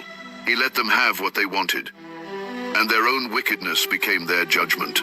This is exactly what's happening with Trump and white America right now. They wanted a champion of white supremacy. They wanted someone who would say the quiet part out loud. They wanted someone who would promise to take them back to the good old days when they could oppress without consequence. And God said, you want that? Fine, here he is. Now watch what happens. Look at Deuteronomy chapter 28. This is the chapter of blessings and curses. This is where God lays out exactly what happens to nations that obey him and nations that rebel against him. Starting at verse 15, God describes the curses that will come upon a disobedient nation. And listen carefully to verse 28. The Lord will strike you with madness and confusion of mind. Madness and confusion. Does that not perfectly describe American politics right now? Does that not perfectly capture the chaos of the Trump era? White America is groping in broad daylight like blind people. We know racism made America money. Slavery built the economy. 4 million people working for free will do that. Redlining locked black families out of wealth for decades. Private prisons turned incarceration into a Fortune 500 business. So, yeah, racism was profitable. Evil, but profitable. Here's where it gets embarrassing for y'all. It's 2026, and racism is now losing money. You're not even good at being evil anymore. Citigroup showed racism cost the US $16 trillion in lost growth. The wealth gap drags GDP down over $1 trillion a year. McKinsey found closing it could add 1 to 1.5 trillion annually. So while y'all are waving flags and feeling patriotic, you are mathematically making the country poorer. That's not opinion. Globally, even worse. Africa is one of the fastest growing markets on Earth. China's already there. Over 280 billion in trade, building ports, highways, digital infrastructure across 54 countries. America still can't talk to Africa without sounding like a landlord. The US doesn't do partnership, it does dominance. And when you show up acting like you own every room, people stop opening the door. Now, the Strait of Hormuz. I'll keep it simple for the back row. 20 million barrels of oil flow through it daily. Disruption means gas spikes, inflation jumps, and your grocery bill looks like rent. Where's that conflict? Black and brown regions. Every time. The places you'll swear don't matter are the reason you can or can't afford gas. Monday. And let's be real, we don't beef with Norway. Nobody sanctions Switzerland. But let a country be brown and sitting on lithium. Suddenly, it needs freedom. Domestically, Black Americans are the most educated workforce demographic in the country and still underpaid because some of y'all would rather go broke than share a ladder. That's not pride. That's a tantrum with a price tag. Racism shrinks the workforce, kills innovation, and bleeds consumer spending. It is objectively bad business. If you're still riding with it, you're not a patriot. You're a liability. Racism made America rich. Now, it's making America broke. And y'all are clapping on the top deck while the whole ship sinks. So, this is the end of the video. I do want to thank you for your time. Remember, I ain't asked you for a dime, but I do thank you for your time. Thank you for your support. And thank you for your love. Thank you for your hate. And remember, don't be a Judas. All right, love you.